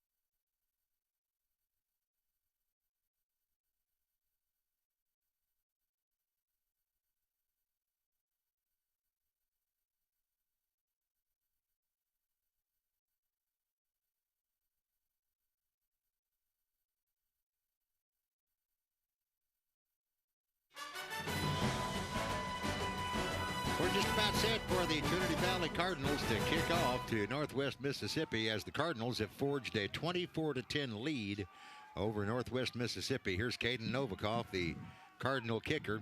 He gets every bit of that one. It's going to drive the receiver all the way back to the goal line. And coming up to the right is Tito Wyndham. Wyndham found a little lane in there and stayed on his feet out past the 30-yard line to the 31. And he's brought down there by Wesley Bush. You know, some of these guys they're tougher than nails, Kirk, because they play offense, they play defense. But these defenders, and then they go out here and get on the kickoff team. Right.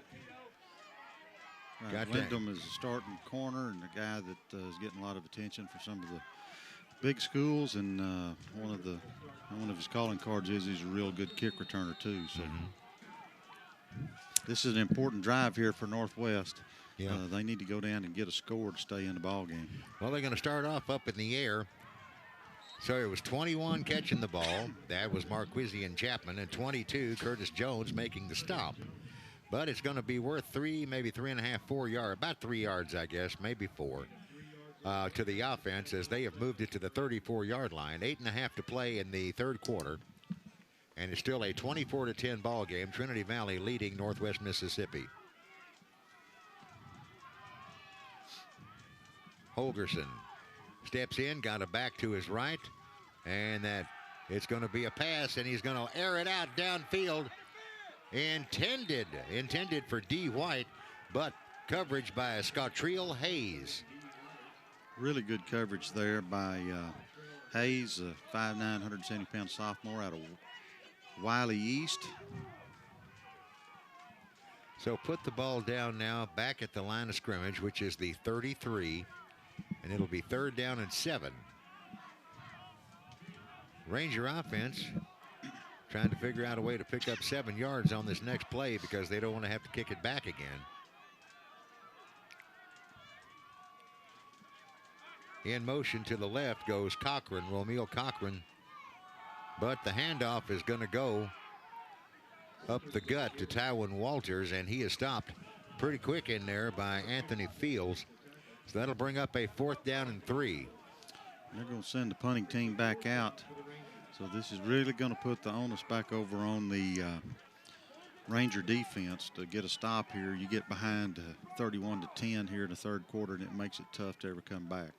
Tony Mullins is a wide receiver by trade, but he's gone back to field this punt. Snap is back. Kick is up high in the air. And Mullins calls for a fair catch at the 26-yard line, and he makes it. So the Cardinal defense, Cardinal offense is coming back out because the Cardinal defense has held.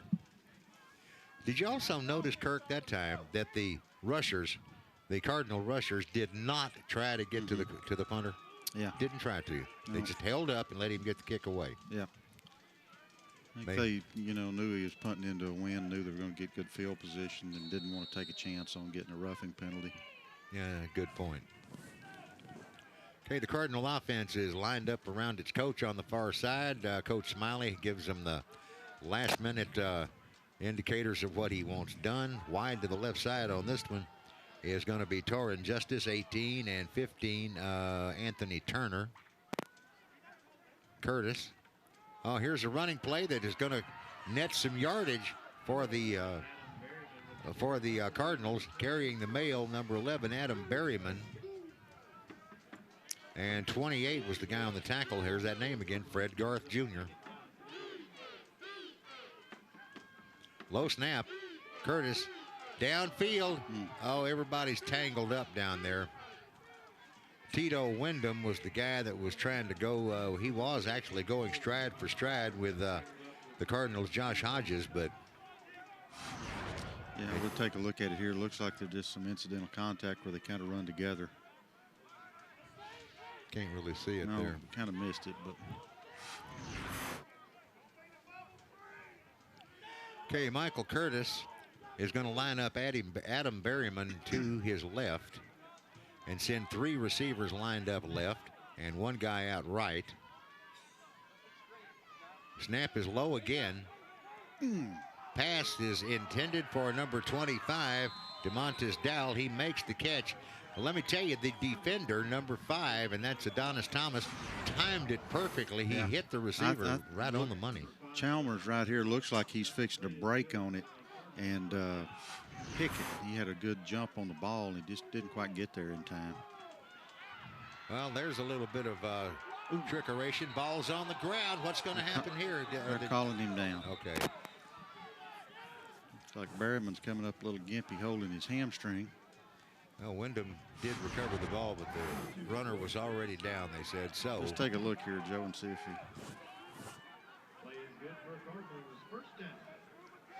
he... Yeah, that was he Adam was definitely Berryman. down. Yeah. Okay, got 2 receivers lined up behind each other on either side. Curtis lobs one out here in the flat, but it's taken down in a hurry. Turner makes the catch, but there's number 18, David Harrington, to make the stop just quickly as all get out. So now it'll be a gain of 1, 2nd down and 9 coming. Gain of about a yard on the play makes it 2nd and 9 for the Cardinals. Movement. Yeah, it's free play. Free play coming up here. And it's in the air, intended over there, way down the field for Josh Hodges, but he can't make the play. Yeah, it looks like they're going to be get them off sides here. I think so.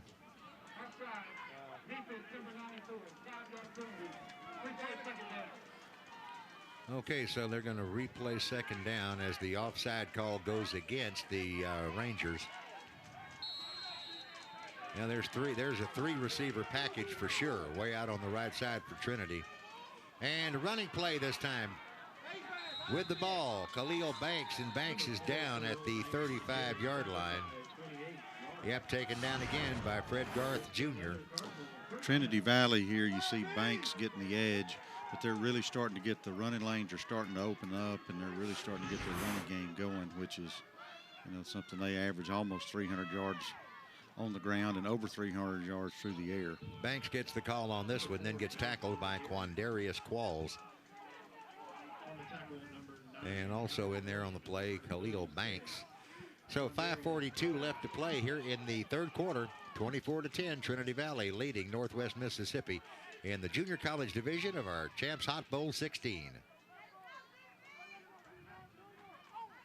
Curtis is going to keep it because he remembers what happened last time, but he does not get the touchdown or even very much yardage on this hold. But that was Michael Curtis carrying the ball on the quarterback keeper. Yeah, quarterback draw right there, gets him about 3 yards, puts him in a 3rd and manageable situation here. Looks like they're going with an open backfield on this one. Michael Curtis 5 yards behind the center, and everybody is split out. He's got 5 receivers out in the pattern right now. He's back to pass and lobs it to the right, and it's over everybody's head. And Kirk, we've seen that a lot today where the quarterbacks and the receivers are just not on the same page. Well, the other thing that you're going to see if they on this play is that they run a little delayed blitz with the outside linebacker. And you see number 44 come in there, and he has him right in his face. He has to get rid of it quick, Joe, or he's going to take a sack. So puts them in a 4th down situation here where they're kind of in no man's land. Looks like they're going to line up and go for it. So 4th down and 3, that's the situation. At the 29-yard line. Move the right side, the tackle on the right side moved, but nobody saw it. Here's a pass out in the left flat to Anthony Turner. It's good. Adonis Thomas, Caleb Chalmers was there to try to make the play, but it didn't work. It's 1st down. Really good throw there by Curtis for the 1st down. Here's Curtis with another throw. This time it goes completely away from everybody, but the back judge has a flag out, so let's see what he's got. Well, it looks like the umpire in there, and it looks like we're going to get a lineman downfield, Joe. Yep, that's what they look like. Right now, the referee, John Belcher, deciding what to tell us. Okay, they're going to call that one on Orlando Victor. downfield illegally. So bring the ball back upfield 5 yards and put it down at the 24. That's going to make it 1st and 15 now. 1st and 15 for the Cardinal offense. They'll put 3 guys out to the right, 1 guy out to the left. The man on this side is Cam Williams. Haven't called his name yet today. In the backfield is Adam Berryman, standing a yard right to the quarterback. Curtis has one. He is trying to hit a man coming across on the post pattern. He was trying to go to Jalen Guyton, but basically just threw the ball up and too far over. Yeah, it looked like he, with a little bit better throw, he may have had him there, Joe. Guyton made a good move there and kind of came open right over the middle there, and the pass from Curtis was just a little bit high. Okay, now they're looking at a 2nd and 15, the Cardinals are, at the 24 in Ranger territory. Michael Curtis has been over to the side to talk to one of the offensive coaches, and he's down to 7 seconds on the play clock. Here's the snap, though. They made it in time.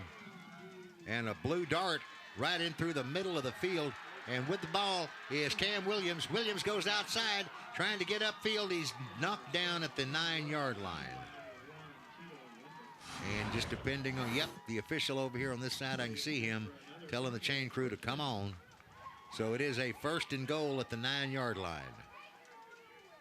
Good throw by Curtis, and a good catch and run by Williams for the 1st down. Got a man coming across, and a handoff now to Adam Berryman, and Berryman runs into a wall at the 6-yard line, so that's a 3-yard pickup, and give that tackle to Demetrius Harris. So now they're telling us it's 2nd down and 6. Ball's at the 6-yard line.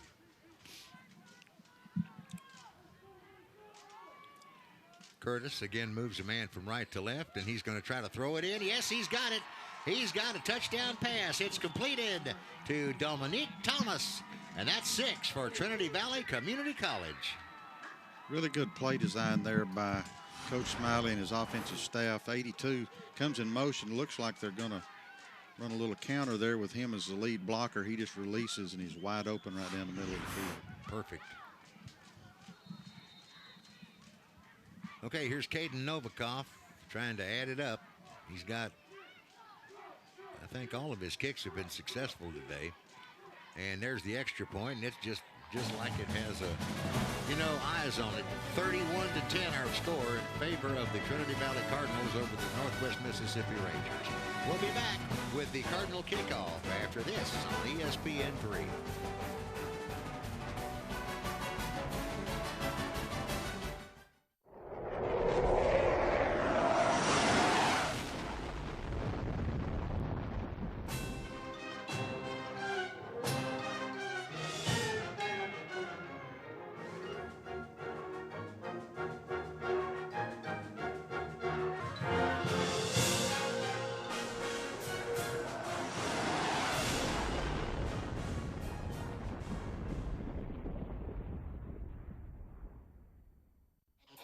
Copperas Cove High School has a long tradition of success in the football arena. The Bulldogs have been in the state playoffs 16 of the last 18 seasons and have a strong history of preparing players for the next level and beyond.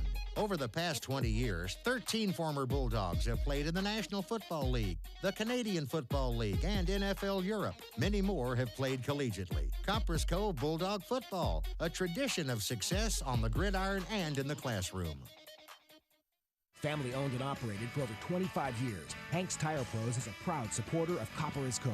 Hanks has ASE certified master technicians to make sure you're safe on the road. And that's not all. Hanks services brakes, belts, AC, and much more.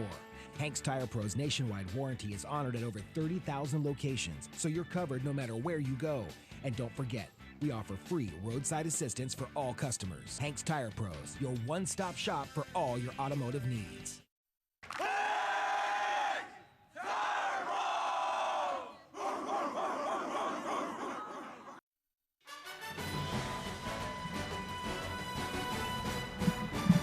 Welcome back to Bulldog Stadium. It's a 31-10 ball game now. The Trinity Valley Community College Cardinals from Athens, Texas, are pouring it on right now. But they're fixing to kick off again to the Rangers from Northwest Mississippi.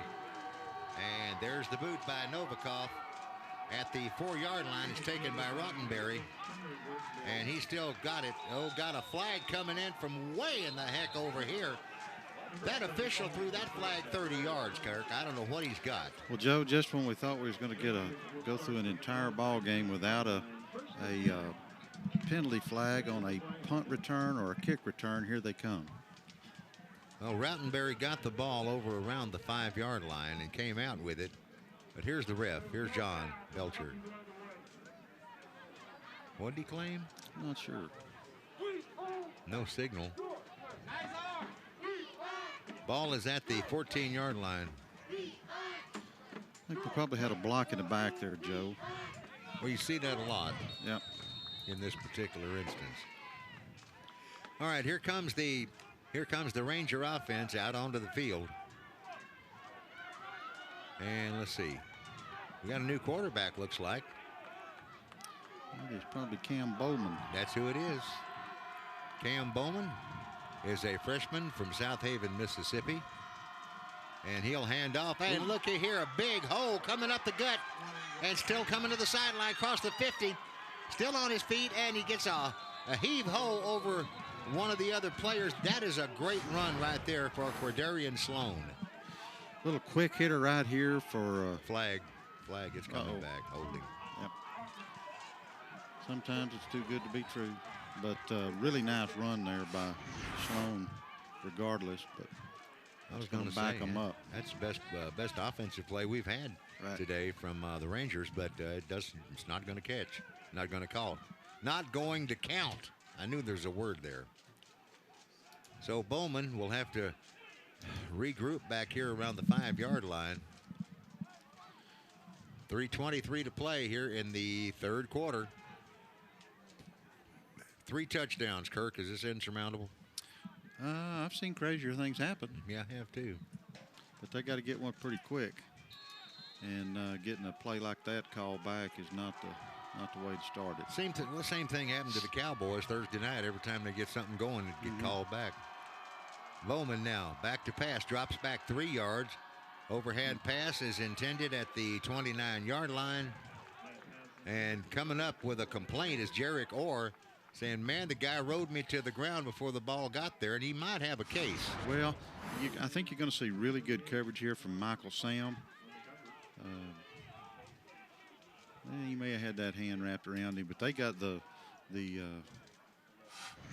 referee got a good look at that. But Sam is a big, rangy guy, 6'2", 195, New Iberia, Louisiana, and you'll see him playing at the next level. All right, 3:08 to play in the third. And Cam Bowman is the man with the plan right now for Northwest Mississippi. He's back into the end zone, and he has to throw the ball to the ground. And now the question is, was it intentional grounding? Well, I think they were trying to set up a screen there, and Trinity Valley does a really good job of covering it up. He throws it right at the feet of Quarterman Sloan just to try to throw it away. But I think the biggest issue there is that Tyrell Thompson and his buddies there in the middle had that thing covered. Okay. Now, where are they putting the ball? Back at the original line? No, they're moving it upfield now. So he's calling interference, isn't he? No? No, I think he called a personal foul. Oh, okay. We haven't seen much of that today. No. Sometimes, emotions start running high and things, but it's been a very well-played ball game today. Very cleanly I think that's a played. sign of 2 pretty well-coached football teams too, Joe. Yes. Bowman now gets the snap. Bowman hands it off, and this time, not going to be much. Not going to be much for Quarderman Sloan, I'm sorry. There's an M there, not an A. So Sloan gets a little bit of yardage, maybe 3 yards. It's third down and 7 now, I believe. No, 2nd and 7. But you're absolutely right, Kirk. The Rangers are going to have to start doing something here to get some positive yardage because the clock is ticking. They're going to have to get some big plays down the field in the passing game, and they're going to have to get some turnovers on the defensive side ball if they want to get back in the game. Bowman completes one at the 35-yard line, and still with the football, still trying to run it out is Jarek Orr. He stopped, though, finally by Curtis Jones, and it'll be 4th down. So, no, correction, they moved the sticks. It's 1st down. 1st down coming. Trinity Valley makes some wholesale changes on defense. Get some of their backups in there to let the big guys up front take a breather. Snap back to Bowman. Play action. Lobs one out on the right flat, and it is completed over here to Marquisian Chapman. That's going to put him up, Joe, a little over 100 yards in receiving today and about 9 catches. And I was talking to their sports information director at the half, and he said that he's getting some looks, but he doesn't have any offers yet. I tell you, there's not very many more impressive offensive players on the field today than Chapman. I would think that he would end up going somewhere next year if he wants to. 2nd and 4 right now at the 42-yard line. Bowman awaiting the snap, and now he's got it, and he hands the ball off, and going left is Quarterman Sloan. And Sloan is slung out of bounds into the Cardinal bench across the way. No problems with that. Everybody's fine. On the tackle there for the Cardinals was Jaquay Poe, wasn't it? Sloan out here puts a little stutter step on him, and right before he gets the edge, Pete comes up from his safety positions and drags him out of bounds. So now you're looking at a 3rd down and 2 as the Cardinal band across the way. They've had to split their band up into 3 segments today. One of them's here, one of them's in Dallas, one of them's somewhere else. And here comes a play action pass. Oh, again. That's going to be interference. Yeah, there you go. They got the flag in there on that one. I mean, Devontae Thomas got there a little early and wrapped him up before the ball got there. Alex Norwood, came up wondering, where's the flag? It was already on the ground. So that'll cost the Cardinal defense 15 yards.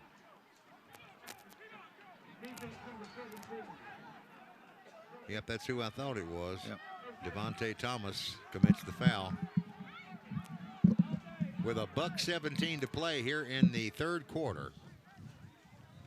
Still 31-10.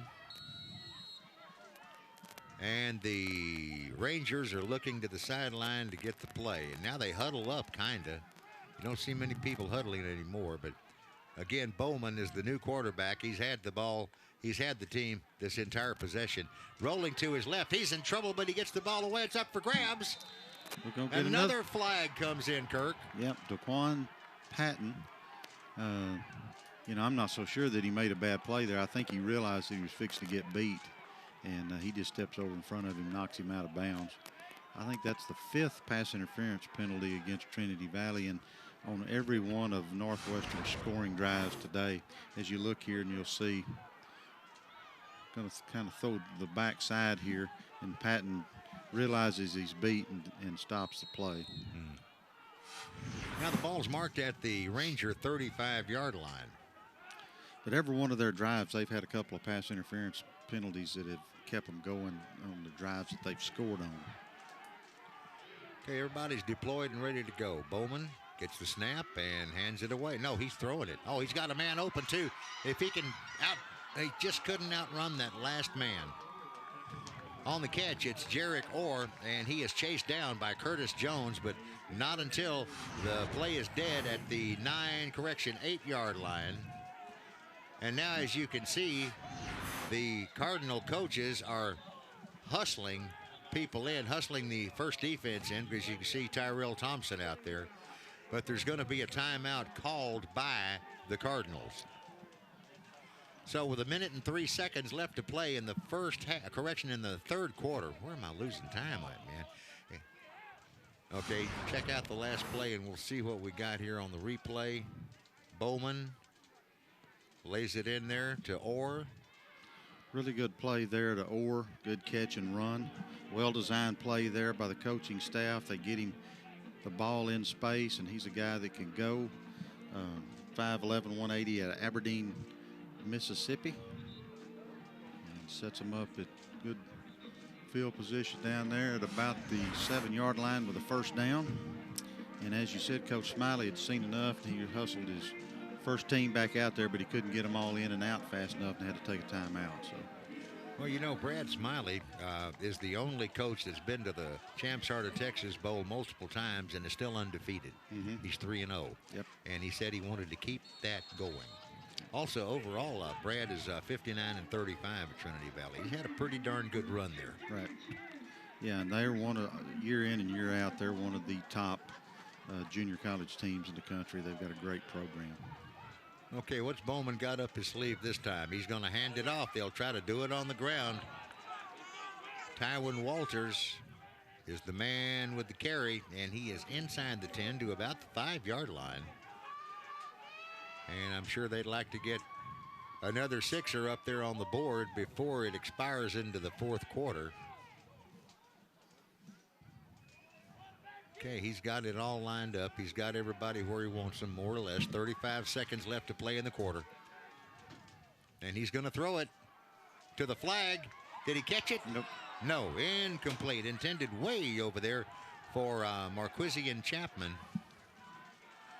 And the defense applied there, looks like by Jaquay Poe, right? Yeah, really good throw here. Little play action. Going to get Chapman back in the corner. Really good throw by Bowman. Hits him right in the hands, and Chapman just dropped it. And that's something you won't see out of him very often. No. So it'll be 3rd down and goal at the 7-yard line. This time Bowman is going to keep Walters in alongside of him. Snap is back. It's a pass play and into the end zone. What happened? Incomplete. Incomplete. Intended, I believe, for Chapman. Really good play there for Trinity Valley by number 37, Jalen Brown. You see him break here on the football. And it looks like, I thought he was going to intercept it there for a minute. He's also the young man that blocked that kick early in the ball game. Okay, so they're going for it. 4th and goal on the 7-yard line with 24 seconds left in the 3rd quarter. Okay, Bowman knows he's got to score. That's what you got to do now. 4th and goal at the 7. He's back. He's chased. He's coming to his right. He's going to throw it into the end zone. It's a pick at the 2-yard line. And up the sideline comes the interceptor, Devontae Thomas. And Thomas, now they're asking for a flag or something back here in the back. We got one of the Rangers had his hat knocked off. And that would be Clay Holgerson. What is he doing back there? Let's see if we can tell. They get good pressure on him. He comes out. He's got to just not trying to make something out of nothing there that just doesn't work out. Looked like he stepped out back a little further. Oh, well. It's going to be at the 15-yard line, 1st and 10. 1st and 10 now for the Cardinals at their own 14 with only 14 seconds left in the 3rd quarter.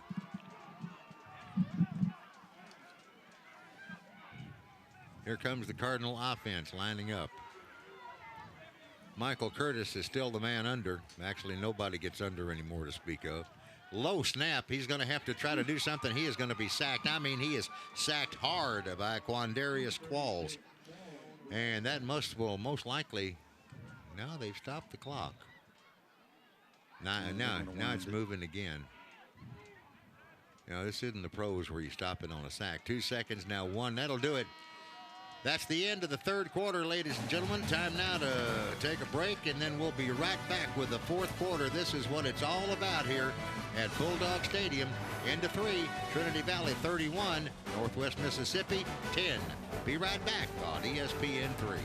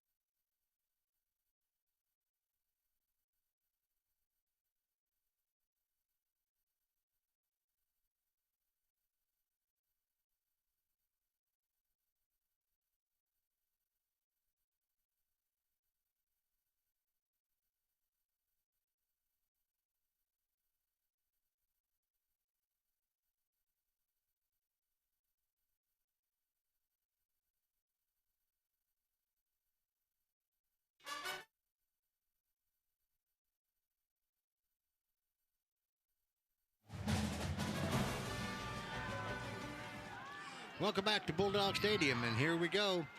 We're back to action as the San Antonio, as the Cardinals from Trinity Valley open up the fourth quarter with a quarterback keeper by Michael Curtis.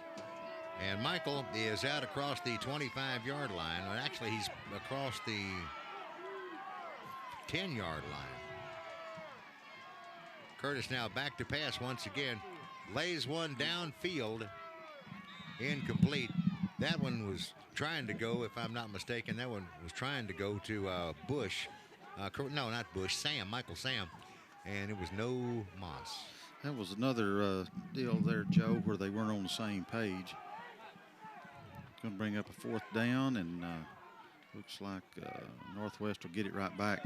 You know, as you look at the stats for the game out of the third quarter, Joe, yards and all of the key things that you look at, yards are 260 to 267, but the difference is the 10 points off of the punt game for Trinity Valley, and then the turnover here in the red zone has really been the difference in this game. And here's the kick out of the end zone. Routenberry waiting back at midfield for it, and it's going to bounce into Ranger territory and die at the Northwest Mississippi 45-yard line. Another really good punt there from Novikov. He has done a phenomenal job, averaging 48.5 yards before that kick. That one was into the end, but a very good punt there. He has really made a difference in the game as far as field position for Trinity Valley. You want to hear what the latest internet gossip is? What's that? Latest internet gossip, I just saw it. University of Houston's thinking about interviewing Art Briles, who used to coach there. Yeah. Isn't that something? They know him pretty well. Yeah. Of course, he lost his gig at Baylor over all that stuff that went on. Well, let's talk about this game right here. And we've got, the original quarterback, Clay Holgerson, is back in the contest now. He's in the shotgun, 5 yards behind the center. And there's the snap, and there's the hand, and there's a little bit of running room, pretty good for Tywin Walters. He's into Cardinal territory at the 46-yard line. It'll be second down. Really nice run here. Good blocking up there. Little trap play by the Rangers, and Walters, big back that can scoot through the hole. He's headed to South Alabama, already committed. And hand it to him here again. He's going to have first down. Yep, he is. He's brought down on that one by Jaquay Poe. So move the sticks up 10 yards. Let's keep playing. 13:55 left in regulation. And again, the Northwest Mississippi Rangers have got to get something going here offensively for sure. Oh, now number 8's back in the game at quarterback, and that's Cam Bowman, and Bowman hands it off again to Tywin Walters, and Walters is down to the 29-yard line in Cardinal territory. Great block that time by Damian Lewis, freshman out of Canton, Mississippi, pulls around there and makes a great block to free Walters.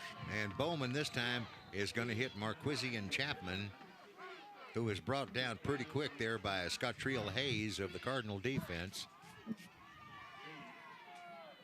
And we're going to spot the football now at the 26-yard line. Bowman from South Haven, Mississippi, is the number 2 quarterback for the Rangers. Oh, and almost picked as Bowman was trying to hit Kiki Austin at the 15-yard line, but it was Jalen Brown had a better chance at that. I tell you, he throws receiver. it right to Jalen Brown, and I think Jalen just was surprised because it hit him right in the numbers. He didn't try to catch it. I don't think he saw the football until it was right on top of him. All right, here comes Bowman. He's got 3 receivers right, 1 guy left.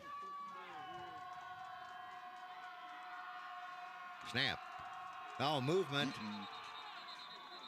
98 got in there, and let's see. That's Willie Harris. Oh, Willie is 6'4" and 330, and when you get 6'4" and 330 rolling forward, sometimes it's hard to stop and back up. And he just got removed from the ball game by Coach Smiley. Yeah. I was just trying to make sure that wasn't our guy, Tyrell Thompson. Yeah. But here you see Willie, he gets going forward and he tries to stop, but when you weigh 330 pounds, sometimes it's just hard to put it in reverse. And he caught a little abuse right there from one of his teammates, Blake Stevenson. Okay, here's the handoff once again, and this running game is just, it's kind of iffy, kind of off and on for the Rangers. On the carry at that time, as they all come out of the stack, there is Quarterman Sloan. Really do a good job there. Samuel Wad there in the middle of the line just takes those, he won the line of scrimmage. That's all you can say about it. So 4th and 1, they're going, as they obviously would in this situation here. Bowman with the handoff and the first down and a whole lot more, and he may score. Is he still going? He's still going, Yep. still going. He got to the line. He is down. Hey, well, come on, ref. What you got? Is he down? They're going to spot him at about the 1 foot line, Joe. Okay, because the official went up with 2 hands, and he went to 1.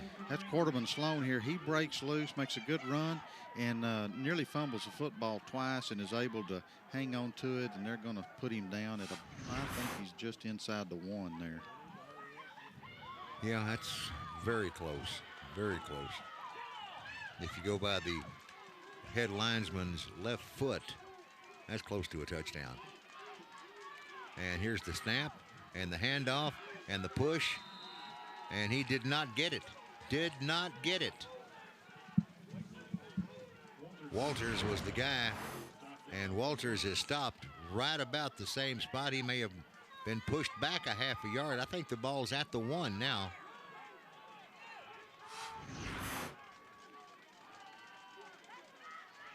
One receiver out. Let's try it again, they said, and this time he is in. It's a touchdown for Tywin Walters for the Rangers from Northwest Mississippi Community College. That gives them a 6 on the board and ups their count to 16. It's 31-16 right now, though, in favor of the Trinity Valley Community College Cardinals. Just shows you how good these Cardinals are. I mean, I don't have any idea. I did not look this up. I don't know how many kids that Northwest Mississippi lost to graduation, but they were the national champ. They are the defending national champions until the end of today's games.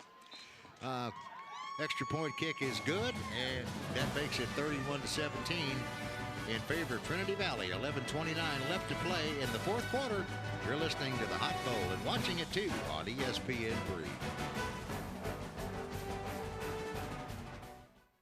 Howdy, folks. I'm Lee Hoffbauer at Hoffbauer Chevy Buick and Cadillac right here in Lampasas, Texas. Well, we've got the best selection of brand new and pre-owned cars, trucks, and SUVs.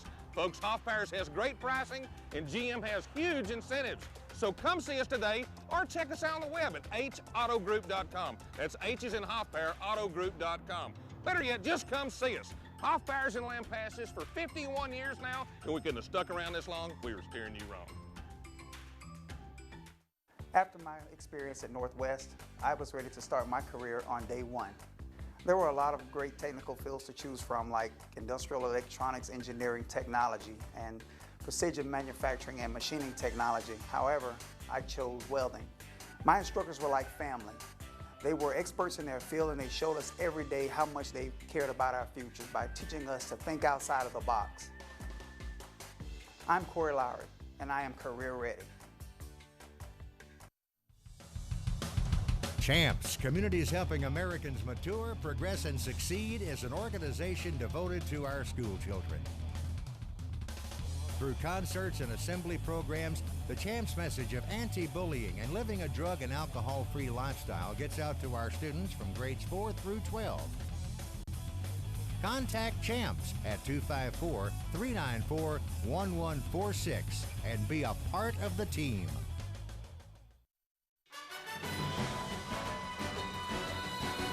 To Bulldog Stadium in Copperas Cove. Another touchdown up for the Northwest Mississippi Rangers. Kirk makes it 31-17, and we're about to watch the Ranger kickoff now as Drake McCarter has the ball teed up at his own 35-yard line. And here he comes, and there's the boot. Line drive shot comes down at the 5-yard line, taken by Michael Sam, and Michael is up the field and dropped at the 25-yard line, so not bad starting position. No, it's not, Joe. But I tell you what, these guys from Northwest Mississippi, they're not going to go away. No. I mean, we've still got a ball game on our hands here, down 14 with 11 minutes left. They get a quick stop here. They're starting to really move it offensively. Walters is starting to really eat the yardage up on the ground, and they've got to get a quick stop and get the football back. You're absolutely right. If they could get a 3-and-out right here and get the ball back, that is what they really would like to do, and it's what they need to do. Okay, here we go now with twin receivers to the right for the Cardinals. One guy's wide left, and the ball is on the ground. It's still on the ground. It's picked up by one of the Rangers. He's fighting for the 10-yard line. Got it going the other way. So, like you were saying, Kirk, maybe a turnover is what was needed, and they got it. Yeah, that's a little bit better than a 3-and-out right there. They put Epler back in at quarterback, and number 40, Mike McGee, comes up with and puts them right back in business here, Joe. And they go in and score right here, and we've got we're going to have a heck of a finish here to this ball game. Well, you can see Coach Smiley has put the first defense back in, because, you know, look out there and you see number 95. You know that's Tyrell Thompson from Copper's Cove, and he's on first defense for the Cardinals. So first defense is in there right now. They're at the 10-yard line. The Rangers are in the Cardinals into the field. And let's see here. Cam Bowman, what you got for us? He's going to throw into the end zone, and it is a completion. It is a touchdown. Jarek Orr makes the catch. I'll tell you what, Joe, that is a heck of a throw right there from Bowman. As we go back here and look at it, Orr runs a little post across the middle, and there's Cardinals all over him, and I'm telling you, he threads the needle and puts it right on the money here. Little play action fake. And I'll tell you, he threw it right between their arms. A great throw by Bowman. And Patrick Peak and Terrence Potts were both there trying to do something. And the extra point kick is good. The kind of game you'd expect between the two, the number 4 and the number 5 team in the country. It's going to go right down the wire. 31-24. Well, that's what Coach Jack Welch of Copper's Cove said at halftime, too. Okay, so 11-12 left to play in regulation. 7-point ball game. We will take a break right now on ESPN 3.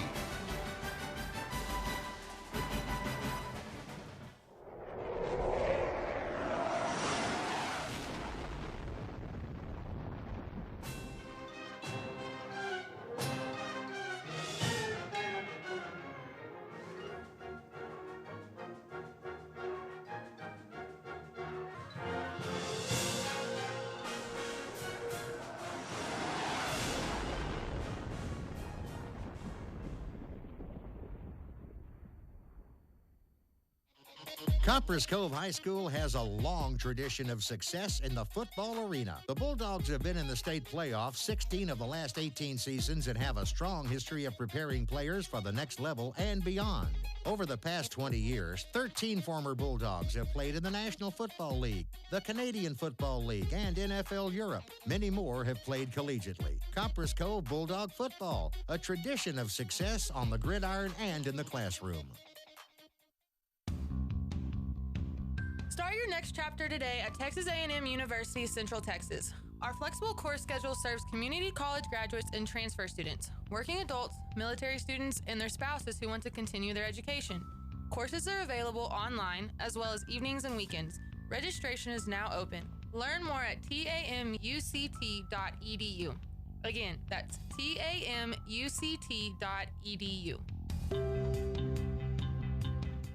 Finding success in life is a journey. Whatever road you're on, take the next step at Trinity Valley Community College. Attend one of the highest rated 2-year colleges in America and receive a quality, affordable education. Visit tvcc.edu for more information. And we are back. We are back again at Bulldog Stadium in Copper's Cove. And Kirk, like you and like Jack Welch said back at halftime, the Rangers are making this a ball game. Yeah, they didn't drive all the way over here to Mississippi to get beat. And they're going to fight right to the end. And, you know, sitting here at 31-24, this is going to be we thought it would be a great football game, and that's really what it's turning into. Kind of wondered at the beginning, but here's a long boot downfield taken at the 4-yard line by Michael Sam of the Trinity Valley Cardinals. He jumps up, can't get any around that guy, jumps again, and is pulled down at the 18-yard line. And on the tackle is Leon Cunningham III. And you can see that is the best coverage probably on a kickoff that they've had today. And you can see the momentum, and they've got some bounce in their step over here on the sideline. You know, they know the Rangers know they're back in the ball game.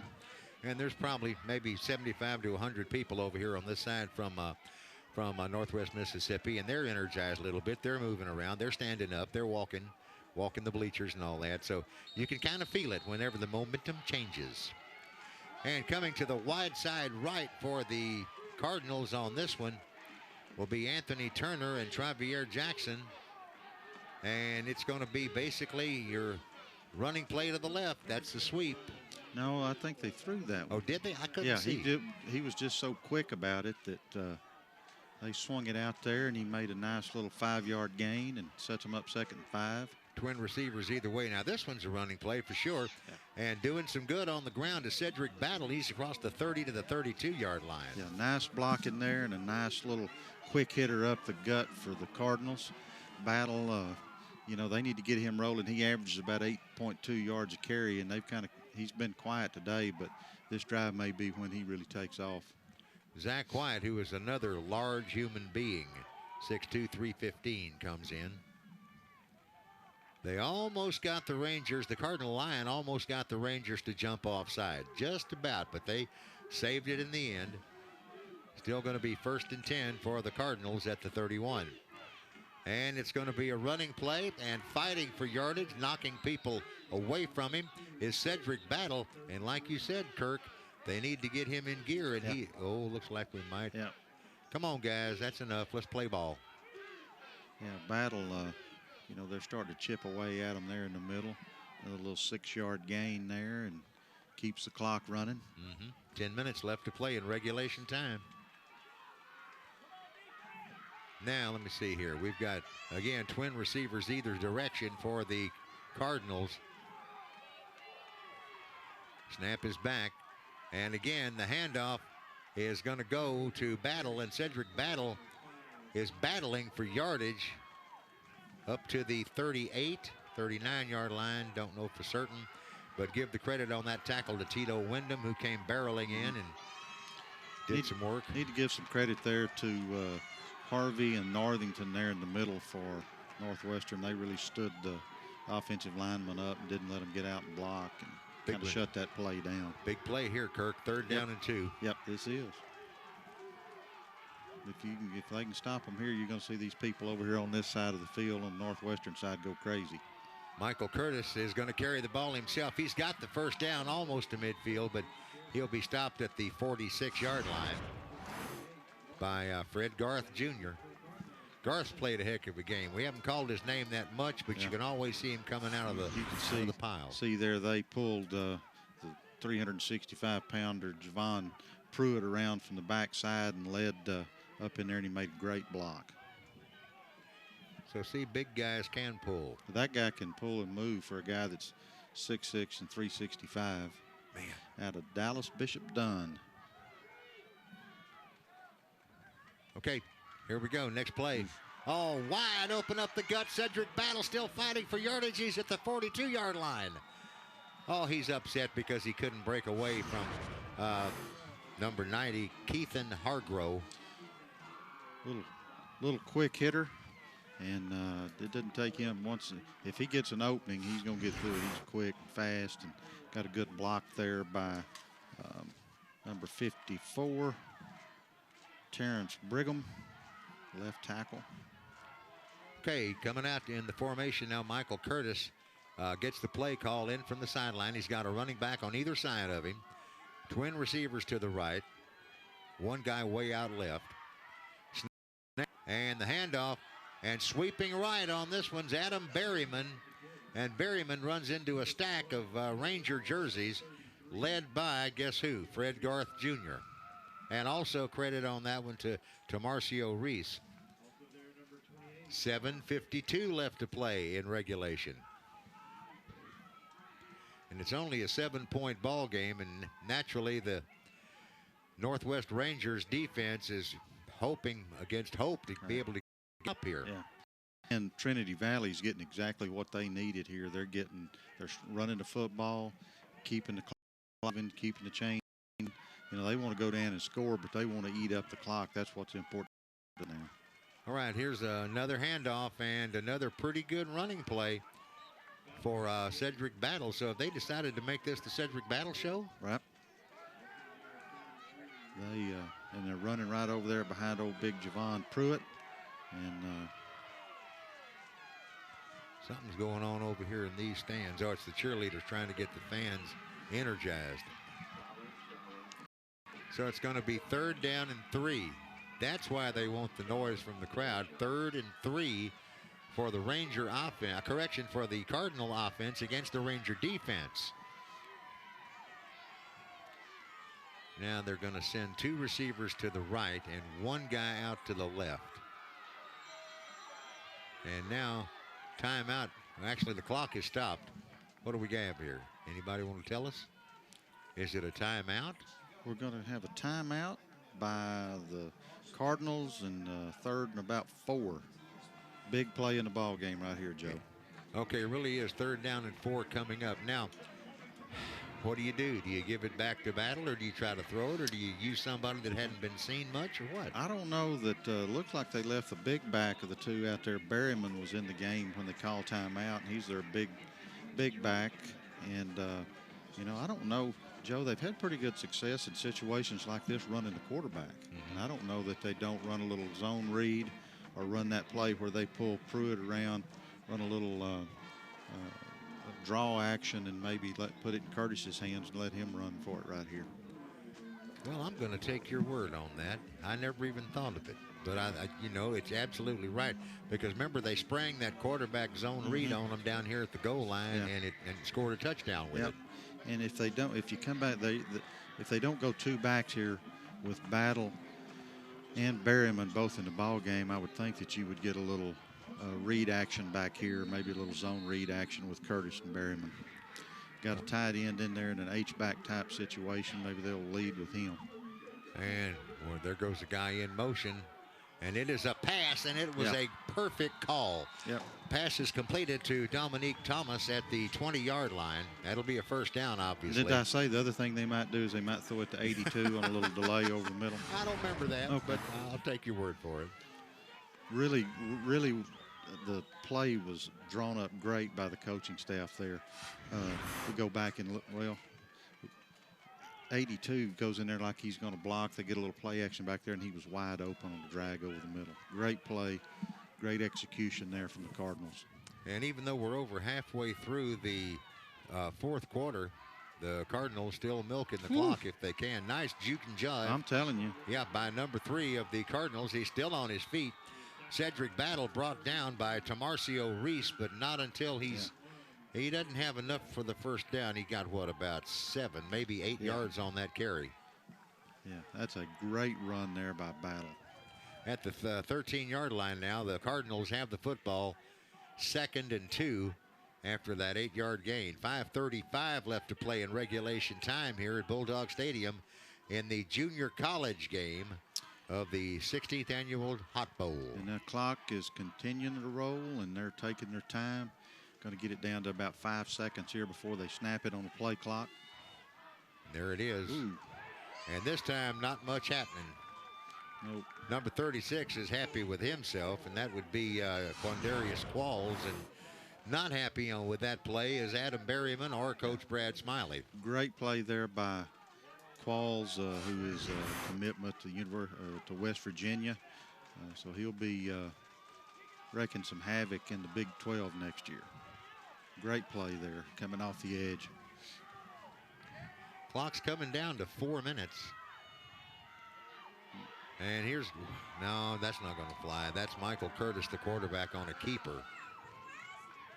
Kirk, are they just in clock-killing mode right now? Well, you know, they've ran the quarterback several times on 3rd down for a 1st down. I think that in that play right there worked where it kind of looks like speed option a little bit, but they don't really have any intentions of pitching it. And so that's going to bring Novikov in to try, what is that, Joe, about a 39-yard field goal? 37 This is a yeah. big kick here. It's 16 out of 17 here. Actually, it is the 38-yard kick. You're absolutely right. Snap, hold, kick is away. Is it straight? Nope. Nope. Goes off to the left. And the wind got it too, Kirk. Did you see it get up in the air Yeah, and it just did. stop? It still had the distance, but he just kind of drew that thing a little bit and missed that thing. So people over here on the Northwest Mississippi sideline are excited. They're going to get their offense back on the field with 4 minutes left here with a chance to go down and tie up this football game. Wouldn't that be something? Yep. Because I guarantee you, folks, if you missed it back at the very first of this game, we thought that, well, Trinity Valley's on its way, man, because they were ahead 10 to nothing before they'd ever even put their offense out there. But throughout the game, the Rangers from Northwest Mississippi have worked and kept working, and now there's a 1-point differential there. Bowman is the quarterback. Bowman throws one on the left flat. It is completed out here and trying to get to the sideline and stopping the clock is number 21, Marquisian Chapman. He's chased out of bounds over here, Kirk, by Devontae Thomas. And at the 30-yard line, it's going to be 2nd down and 1. He got a really, really good block out there by Darius Thomas that time that kind of freed him for about 4 extra yards here. And there he goes. What a move right there. Now. Great move on that one by Quarterman Sloan. Sloan's across the 35-yard line. That will move the sticks. Here you go. Sloan gets the ball. It's a good block there from Burns, and then he just throws the brakes on, cuts it back the other direction for a nice gain. It was. Beautiful move. Okay, now the center judge is coming in for a second. I guess they thought there was going to be a sub, then there wasn't. Okay, here comes the handoff again, and, well, I say big, pretty good running room this time. And on the carry is Chapman, and he is brought down in the middle of all that stack by Justin Middleton of the Cardinal defense. We move down to the 3-minute mark here. Sir, they've got all 3 timeouts left. Northwest had to burn 2 of theirs. They're down to 1, so that may come into play here in a little bit. Okay, Bowman back to pass. Bowman across the middle, up off of one hand and onto the ground. And the receiver is just sick. Or is he hurt? He's hurt. He took a pretty good shot right there. Well, there goes all the trainers and medical people from the Northwest Mississippi side out to see about this kid. That's Alex Norwood, number 12. And as you see here, he's got him open coming across the middle, but the ball is a little bit high. And you see the middle linebacker, Justin Middleton, come in there and give him a pretty good shot right in the rib cage. Okay, so Norwood, he's up and moving, though, so maybe knock the breath out of him a little bit. Yeah, you know something, I've said that before, Kirk. I mean, you played football, I played football. You know, like I do, anytime you get your breath knocked out, the wind knocked out of you, all you want to do is lay there and die. I mean, that's all. It hurts so bad. And hopefully this kid's all right. I think he is. He jogged off. Okay, big doings right now. 2:51 left to play, a 7-point ball game, and the Trinity Valley Cardinals are on top. And Bowman back to pass, lays one. Oh, he puts one out on the right on the right flat to Tywin Walters, and it's just won't fit into his hands. Walters is out there, but I tell you what, DeQuan Patton has put himself in a position here, if he does catch it, to make a big hit and a big play. Looks like that on 4th down here, they're going to go for it with 2:48 left, a 3 timeout. You think they might punt it, but this could be the ball game right here on this play, Joe. Certainly could. Got to get to the 47. Now he's asking the coach to give me some guidance here. They got the play wig-wagged in. Bowman with the ball, back to pass. Bowman goes for the whole thing downtown. It is incomplete, intended for Kiki Austin at the 15-yard line. Yeah, he went for the touchdown. He had him deep, but he also had Chapman over the middle for a 1st down. But here you see it, and he is out there, and it is just about a yard too far. So that will turn the ball over here. Get the ball back to Trinity Valley here with very good field position, and you can bet that they're going to put their 2 backs out there and just try to pound away at it. That's right, pound the rock. There you go, as they say.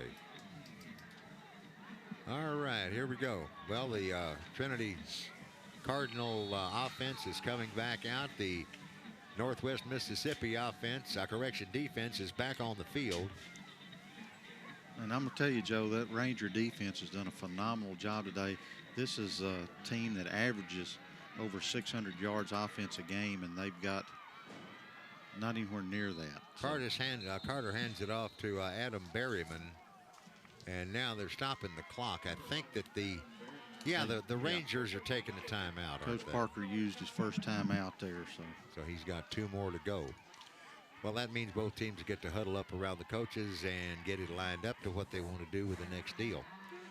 Let's see, Kirk, I was going to ask you something, and it's a senior moment, so I've forgotten what it was. But at any rate, we've seen a heck of a ball game today.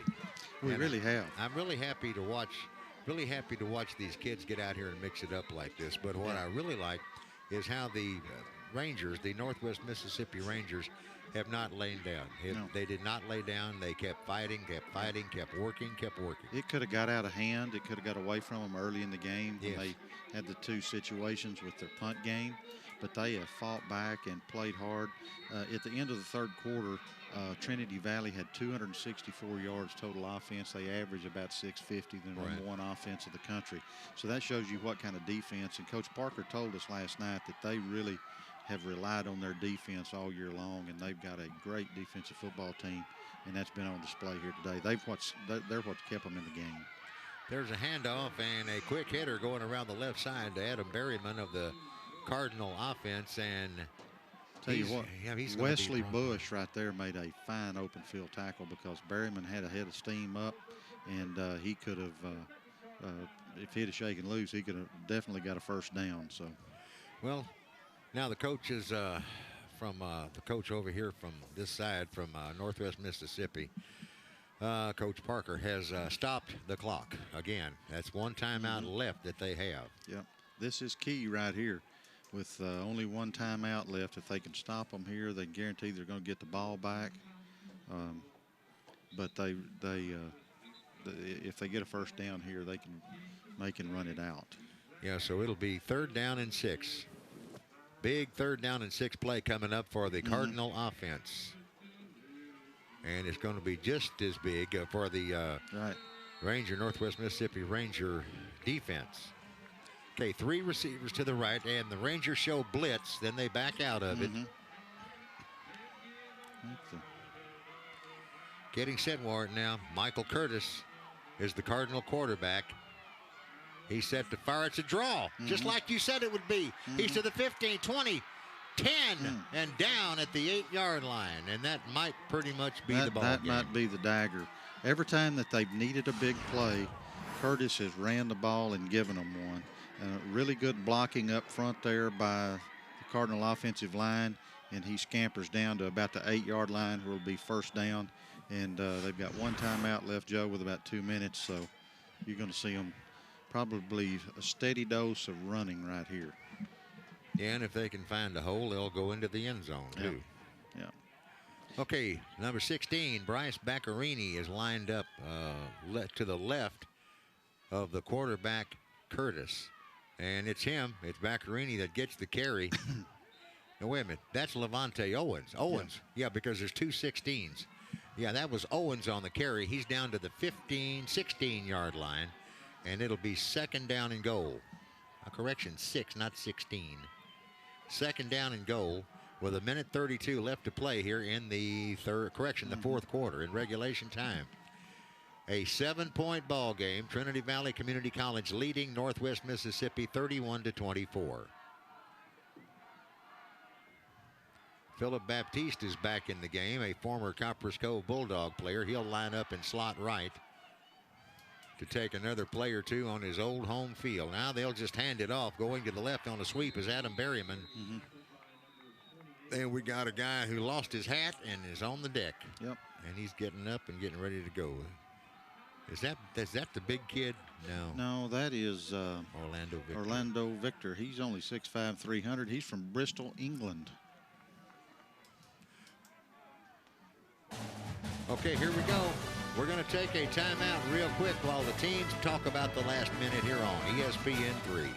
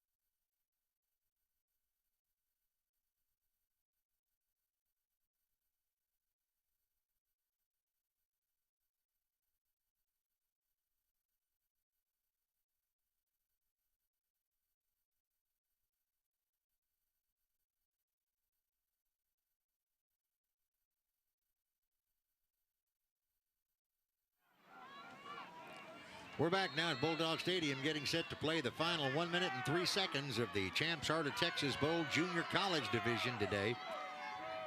Michael Curtis is the quarterback for the Trinity Valley Cardinals. He's handed it to Adam Berryman, who's trying to sweep the right side, and he is stopped at the 1 yard line.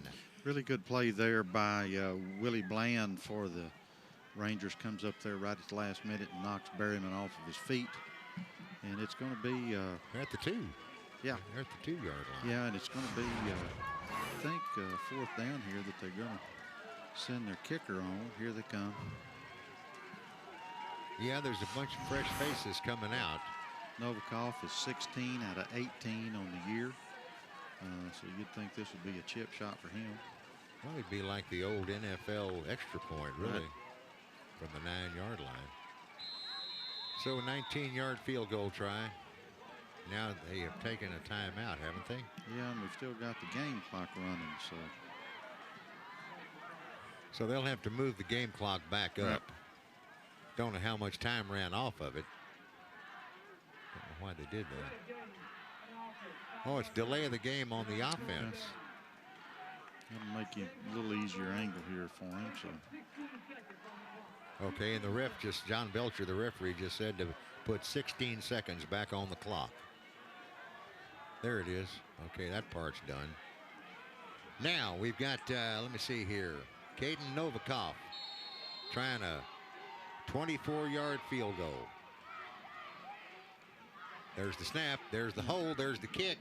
I think he got that just easy as all get out. Yeah.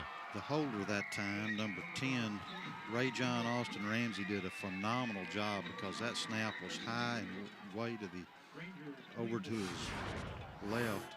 You watch it here. He goes out and gets it back down. It's a great hold. And now the scoreboard says 31. It actually should read 34. Yep, 34, 24. Yeah, but you're right, man. He got the holder. Tremendous Great job. Yeah. Okay, so time for at least a kickoff and maybe a snap or so, and then this one will be over in the books. 34-24, a 10-point lead right now for Trinity Valley Community College Cardinals over the Rangers for Northwest Mississippi Community College. And 13 seconds left in regulation time. Looking over there at the Trinity Valley Band, and we talked about earlier, they told us last night they had to split the band up. One of them went to a parade in Dallas, one group went to a parade in Athens, and the rest of these guys came here. How many tuba players do you think they have, if that's just a... Well, there's only 6 of them up there. Yeah. So probably 12, 18, who knows? Yeah. Okay, back deep to receive now for the Rangers. Guy up short over here is going to be Cole Routenberry. And then the fella across the way from him will be Tito Wyndham. And up here we have Caden Novikov getting his kickoff team set to go. So barring any wild and crazy stuff that we can't even foresee right now, looks like Brad Wesley from Trinity Valley Community College is going to remain the only undefeated multiple appearance coach in this series. And here comes Novikov. Will he squib it? No, he kicked it away. It goes down on one hop, taken over there by Wyndham. Wyndham's going along the sideline. No, the official they're saying he stepped out of bounds over there. At the 9-yard line. But he's going to take it all the way into the end zone just for grins, I guess. Does not count. Sorry about that, Tito. So it's going to be the Rangers' ball at their own 9-yard line with 12 seconds left on the clock.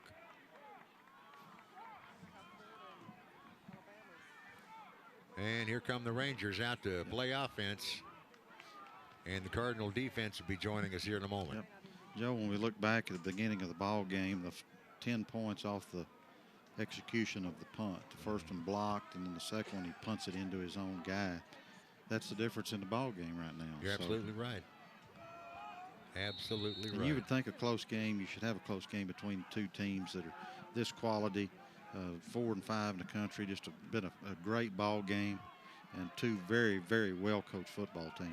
Here's the handoff to Tywin Walters. Is the ball loose on the ground? Loose. Yes, it is. but it's covered by the quarterback, Cam Bowman, as the clock has expired. So that's our final score today, folks. The Trinity Valley Community College Cardinals 34. The Rangers from Northwest Mississippi Community College 24. Now, folks, we're going to take a siesta here, and then we will be back to visit with you at 6 o'clock tonight as the Champs Heart of Texas Bowl part number 2, the Division II NCAA game between Eastern New Mexico University and Fort Hays State University takes place right here at Bulldog Stadium. So for Kirk Whitehead and for all the crew that's been out here, our producer Sam and everybody under his control, I want to thank you for watching today. We've had a great time doing this game, and we've got more to go later on tonight. We'll say goodbye now from Bulldog Stadium in Copperas Cove here on ESPN 3.